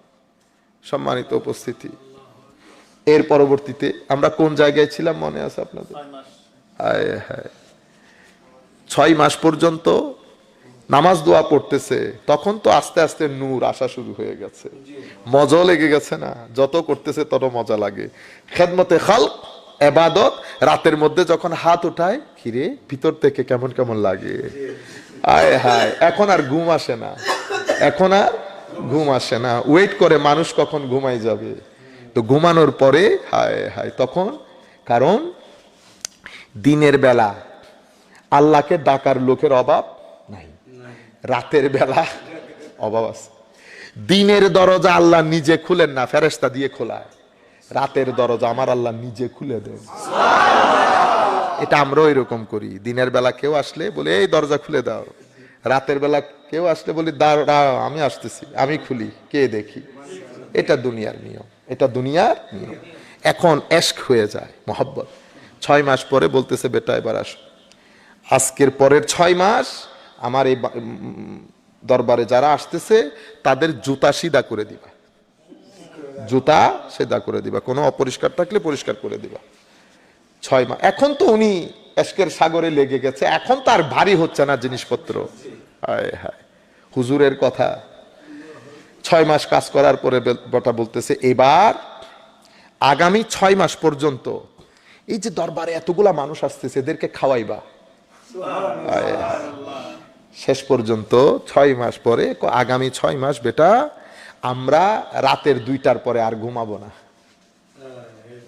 এবার লাইনে এসে গেছে না? তো যখন রাতের 2টার পরে ঘুমাবো না বলতেছে, তখন জিজ্ঞেস করতেছে, বেটা খুশু কাকে বলে? হুজুর বুঝে গেছি, হুজুর বুঝে গেছি। হায় হায়, বেটা সিজদা এত লম্বা করো যে? হুজুর আগেরটা মজা ছিল না, এখন তার মধ্যে মজা আছে। মজা কে শিখাইছে? হুজুর আল্লাহ জানে। তো এই জিনিসগুলা কিতাবপত্র থেকে আসে না, এটা সোহবত থেকে আসে। কখন আপনার ভিতরে চলে আসবে? পিছনের বান্দা সরে গেছে, আপনি সাইকেল চালানো শুরু করে দিচ্ছেন, 2-3 দিন পরেও গেছেন, কিন্তু আপনার ভাই যার পিছনে সাইকেল ধরে রাখতেছে না, আপনি বুঝতেও পারেন নাই, সাইকেল চালানো শিখা হয়ে গেছে। এই জন্য বলা হচ্ছে সিনাই সিনাই লেখাপড়া শিক্ষা দিতেছে। এখানে কোনো বইপত্র নাই, এখানে কোনো বইপত্র নাই, এখানে একটা পরিবর্তন হয়। সম্মানিত উপস্থিতি, তো মুসল্লি মুফলেহ, আরেকটা মুসল্লিকে বলে মুসল্লি মাজুর। আমাদের কথা বলতেছে, আমরা চাই যে আমার মন এখানে থাকুক, কিন্তু রাখতে পারতেছি না। আল্লাহ বলতেছে দূর, মাফ করে দিছে। হাদিসে পাকের মধ্যে বলছে কারো নামাজের জন্য 12, কারো 11, কারো 10, কারো 9, 8, 7, 6, 5, 4, 3, 2, 1, মানে সব নিচে নামতে নামতে কারোটা 1। আর কারো ক্ষেত্রে আমার নবী হাদিসে পাকের মধ্যে বলেছে যে তাদের লা সালাত লাহু, তারা নামাজ পড়েছে, মাল্লাম তানহাহু সালাতুহু আনিল ফাহশাই ওয়াল মুনকার লা সালাত লাহু, যার নামাজ তাকে অশ্লীল গর্হিত খারাপ কাজ থেকে বিরত রাখে নাই, তার কোনো নামাজই নাই। লা সালাত লাহু। অন্য রাওয়ায়াতে বলেছে লাম ইয়াসজিদ মিনাল্লাহি ইল্লা বুদা, তার নামাজ তাকে আল্লাহ থেকে দূরে সরিয়ে দেবে। এরা কারা? এরা আরেক প্রকার মুসল্লি বলেছে মুসল্লি, হায় হায় হায়, যেই নামাজ তাকে আল্লাহ থেকে দূরে সরিয়ে দিয়েছে। ফাওয়াইলুল লিল মুসল্লি, ধ্বংসপ্রাপ্ত মুসল্লি কারা? যারা নামাজের রুকন আরকান আদাব কোনো কিছুর খেয়াল করে নাই, নামাজের ভিতরে ঢুকেই নাই, দুনিয়াতে এত পাগল হয়ে গেছে, নামাজ যেই কারণে পড়া হয় সেটার দিকে কোনোদিন দৃষ্টিও দেয় নাই। মানুষকে দেখানোর জন্য নামাজ পড়েছে, নামাজ পড়েছে, কিন্তু আল্লাহর সৃষ্টির খেদমত করে নাই, মানুষকে সহযোগিতা করে নাই, মানুষকে সম্মান করে নাই। এই ধরনের মুসল্লি আল্লাহ বলেছেন ফাওয়াইলুল লিল মুসল্লি, ধ্বংসপ্রাপ্ত মুসল্লি। আমরা আমাদের বক্তব্য যেখান থেকে শুরু করেছি, আল্লাহর ওলিদের দরবারের সমস্যা হয়ে যায়, কোনো টপিকের উপর বক্তব্য দেওয়া যায় না, বক্তব্য কোন জায়গা থেকে কোন জায়গায়। আমি বলতে চেয়েছি আজকে একটা, সেই আয়াতে যাইতেও পারলাম না, সেই আয়াতে কথাও বলতে পারিনি, আল্লাহ পাকের মেহেরবানি। আমি শুধু আপনাদেরকে এই যে ঈমান মদিনা শরীফ চলে যাবে, তো হযরতে ইমামে হাসান যেখান থেকে কথা শুরু করেছি, উনি বলেছেন বেটা ঈমান 2 ধরনের, একটা ঈমান মুখে মুখে, আর একটা ঈমান এই হালতের ঈমান, যে ঈমানের মধ্যে এই জিনিসগুলো আসে। তুমি যদি ঈমান মানে এটা বুঝাও, তাহলে আল্লাহ পাক জানে আমার ঈমান আছে কি না, ওই ঈমান আছে কি নাই। ইমামে হাসান বড় মানুষ, তো বড় মানুষদের কথা বড় মানুষদের মতো, উনাদের মধ্যে যদি না থাকে তো রুয়ে দুনিয়ার মধ্যে এটা কোন মায়ের বেটা? বুঝতে পেরেছেন? হযরতে দুনিয়া বড় আজীব হয়ে গেছে না, ম্যাটেরিয়াল দুনিয়া, জাগতিক দুনিয়া, আমিত্ব অহংকারের দুনিয়া, হিংসার দুনিয়া, লোভের দুনিয়া। এই দুনিয়ার মধ্যে আমরা এখন যে কথাগুলো শোনাচ্ছি এগুলো মজার না, কারণ এখানে হচ্ছে টাকার দুনিয়া। হযরতে আলী জাইনুল আবদিন রাদিয়াল্লাহু তাআলা আনহু, আল্লাহর ওলি বর্ণনা দিচ্ছেন, হেরেমে পাকের কাবা শরীফের পাশে উনি মাথায় অনেক কাঁদতেন, কারবালার পরে সবসময় কান্নাকাটির মধ্যে থাকতেন। এরকম বিভৎস ভয়াবহ জিনিস দেখে এগুলা তো আসলে নেওয়া যায় না, তো মাথার উপর চাদর দিয়ে হায় হায়, মনে হচ্ছে পরিবারকে অনেক মিস করতেছিলেন। ইমামে হুসাইন রাদিয়াল্লাহু তাআলা আনহু, পরিবার পরিজন, এতগুলা মানুষের শাহাদাত, এত নির্মম ভাবে শাহাদাত। দেখতেছেন না কি বলে, আকবাদুনা মাজরুহাতুন মিন সাইফে হিজরিল মুস্তাফা। হুজুর আকবাদুনা মাজরুহাতুন, আমাদের সিনা বিদীর্ণ হয়ে গেছে ইয়া রাসূলুল্লাহ, মিন সাইফে হিজরিল মুস্তাফা, আমার নবীর বিচ্ছেদের তালোয়ার আমাদের সিনাকে কেটে একেবারে বিদীর্ণ করে দিয়েছে। তুবা লি আহলে বালদাতিন, ও মদিনা শরীফে যারা থাকে তারা কত সৌভাগ্যবান। ইন্নিল তায়ারি হাসাবা ইয়াওমান ইলা আরদিল হারাম, ইন্নিল তায়ারি হাসাবা। হাই সকালের বাতাস, কখনো যদি আমার নবীর দরবার যাওয়া হয়, আমাদের একটা সালাম দিয়ে দিও। এটা বড় এশকের দুনিয়া ছিল। আমি যখন এই ঘটনাটা পড়ি আমার মনে হয় সিনা বের হয়ে আসে। কি পরিমাণ মিস করতেছে আমরা, মা ছাড়া থাকতে কষ্ট হয়ে যায়। নর্মাল মৃত্যু হলে কারবালার প্রান্তরে এরকম বিভৎস, এরকম নির্মম শাহাদাত। উনি কান্নাকাটির মধ্যে একদিন অঝোর দ্বারাই কান্নাকাটি করতেছে। সেই এশারের পর থেকে বসে ফজর হওয়ার দের বলতেছে, আল্লাহ আসমান যত বড় তার চেয়ে আমার গুনাহ তার চেয়েও বেশি মওলা। সমুদ্রের পানি যতটুকুন তার চেয়ে আমার গুনাহ বেশি। এগুলা বলতেছেন আর কান্নাকাটি করতেছেন। আমার মনে হচ্ছে কারবালার কারণে সিনা বের হয়ে আসতে চাচ্ছে। এক আল্লাহর ওলি পাশে বসা, উনি বলতেছেন, আল্লাহ বড় গুনাহগার বান্দা হবে তোমার। সেই এশারের পর থেকে কান্নাকাটি করতেছে, আল্লাহ আমি তোমার দরবারে ফরিয়াদ করে বলতেছি তুমি তাকে ক্ষমা করে দাও। এটা বলার পরে আমি গেলাম যুবকের কাছে, আমি তাকে বললাম, যুবক তুমি সেই চাদর মুড়িয়ে সেই রাত থেকে এইভাবে কান্নাকাটি করতেছো, কি এমন গুনাহ করলা? আরে বেটা গুনাহ না, কারবালা পাগল করে দিয়েছে। পরবর্তীতে উনি উনার ধাঁচে আল্লাহর দরবারে এক ইশক, এক খাস হালের মধ্যে আল্লাহর ইশকের সমুদ্রে ডুবে আছে। পরে আমি নিজে তার চাদর মাথা থেকে সরালাম। চাদর সরানোর দে আমি আল্লাহু আকবার বলে বেহুশ হয়ে গেলাম।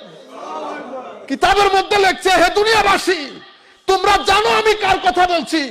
আমি বলছি ইমামুল ইশক ওয়াল মুহাব্বা আলী যায়নুল আবেদিন রাদিয়াল্লাহু তাআলা।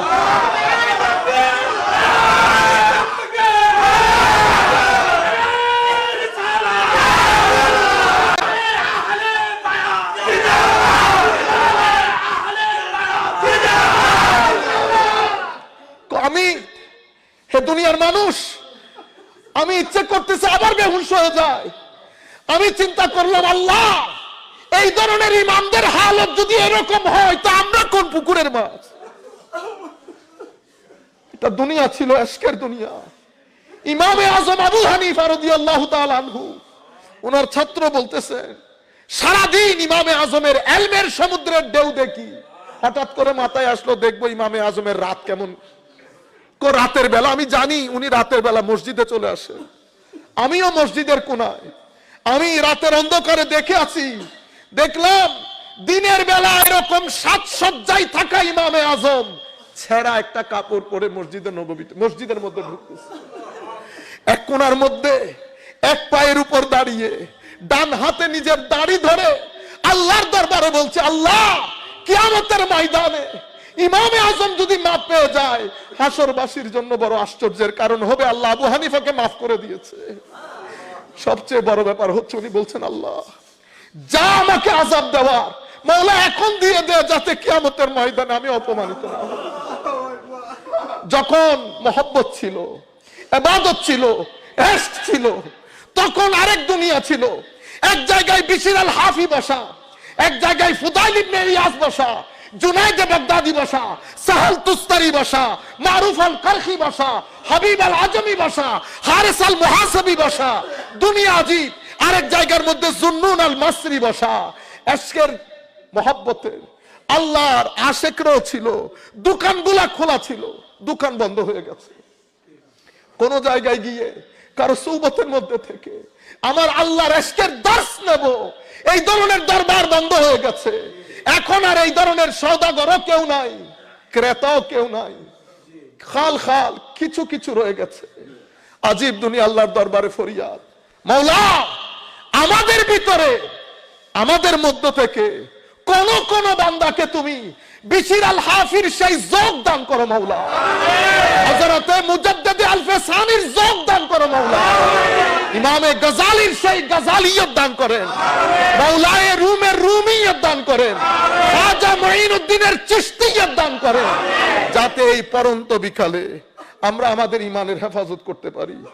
আমাদেরও তো ইচ্ছে করে মাওলা তোমার দরবারে তোমার আশা মতো একটা সিজদা দিই, কিন্তু কিছু নফস, কিছু শয়তান, কিছু দুনিয়া, কিছু অশ্লীলতা মাওলা বারবার চাই তোমার দরবারে যেতে, তওবার উপর ইস্তেকামত নসিব হয় না, শুধুমাত্র নফসের কারণে। মাওলা আল্লাহ যেন আমাদেরকে তৌফিক দান করেন। যতগুলো আপনারা এই দরবারের সাথে সম্পৃক্ত, যিনি যেই দরবারের সাথে সম্পৃক্ত, দরবারের সাথে থাকবেন, আসা যাওয়া করবেন, কোন রকম মালাকুল মউত এসে যাক, মনে রাখবেন দরবার থেকে দূরে থাকবেন। এই ভরাল ফিতনার জমানায় নিজের ঈমান, পরিবারের ঈমান বাঁচানো বড় কষ্টের হবে। একজনের হাত একজনে ধরে রাখবো। মওলাই করিম জানেন কার সিনার ভিতরে মওলা কোন এশকের আলো জ্বালিয়ে দিয়েছেন, সেই একজনের এশকের আলোর মাধ্যমে যেন আল্লাহ আমাদেরকে সালামতে রাখেন। দরবারের খেদমত করবেন, যেভাবে যেভাবে খেদমত করতে হয় করবেন, আসা যাওয়া করবেন। যিনি যেই দরবারের সাথে সম্পৃক্ত, সপ্তাহে অন্তত 2 বার তো আপনি ফরজ করে ফেলবেন। কে বেদাত বলছে, কে হারাম বলছে, এগুলার দিকে যাবেন না। হ্যাঁ, রয়ে গেল ভণ্ডামি। ভণ্ডামিকে সবাই ভণ্ডামি হিসেবে জানে, ভণ্ডামিকে সবাই ভণ্ডামি হিসেবে জানে, ওগুলাতে আমাদের না। আমরা হচ্ছি, মনে রাখবেন, আমার নবী যেই দ্বীনের যে বাগান আমাদেরকে দিয়ে গেছে, এটার খেদমত হয়েছে সুফিয়ায়ে কেরামের মাধ্যমে, আউলিয়ায়ে কেরামের মাধ্যমে। সুফিয়ায়ে কেরাম বাজার লাগিয়ে দিয়েছে, সেই বাজার বন্ধ হওয়ার পথে। আসেন আমাদের মধ্য থেকে কিছু মানুষ দাঁড়ায়। হে যুবক, যৌবন বড় দারুণ জিনিস। এই যুবকদের জন্য আমার আল্লাহ পবিত্র কোরআনে আলাদা সূরা নাযিল করেছেন, সূরাতুল কাহফ। যুবকদের জন্য, শুধু যুবকদের সাথে থাকার জন্য একটা কুকুরের কথা ঘুরিয়ে ফিরিয়ে আল্লাহ কোরআনে পাকের মধ্যে বলেছেন। সুতরাং আসেন, সময় নষ্ট করে না দেই, জীবন আমাদের প্রায় পরন্তির পথে। আসেন আমরা আল্লাহর রাস্তায়, আমার নবীর দেখানো পথে ফেরত আসি।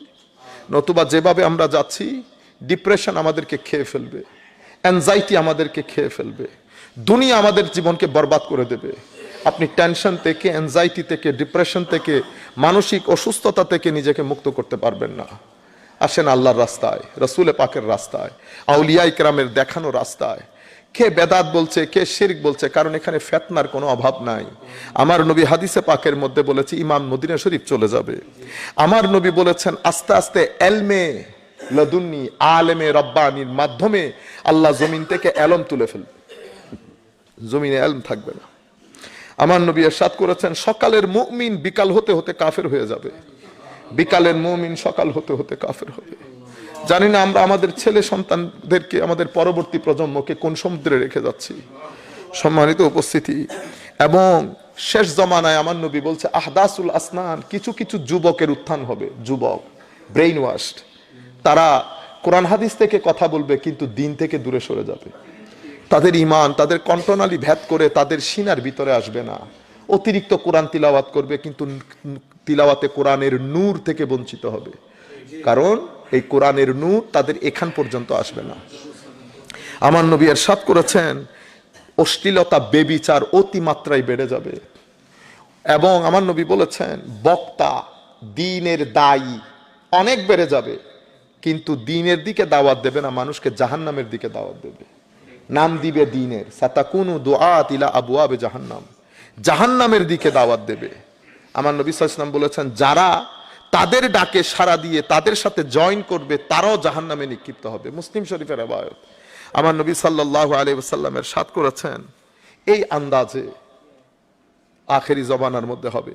আল্লাহ ফিতনার এই জমানা থেকে যেন আমাদেরকে হেফাজত করেন, আমাদের পরবর্তী প্রজন্মকে হেফাজত করেন, এবং কিয়ামত পর্যন্ত আমাদের নসল থেকে কোনো মানুষ যেন দিন থেকে বিচ্যুত না হয়। মাওলা সেই দয়া, সেই অনুগ্রহ, সেই করম যেন আমাদের উপর করেন। ওয়া মা আলাইনা ইল্লাল বালাগুল মুবিন। আসসালামু আলাইকুম ওয়া রাহমাতুল্লাহ।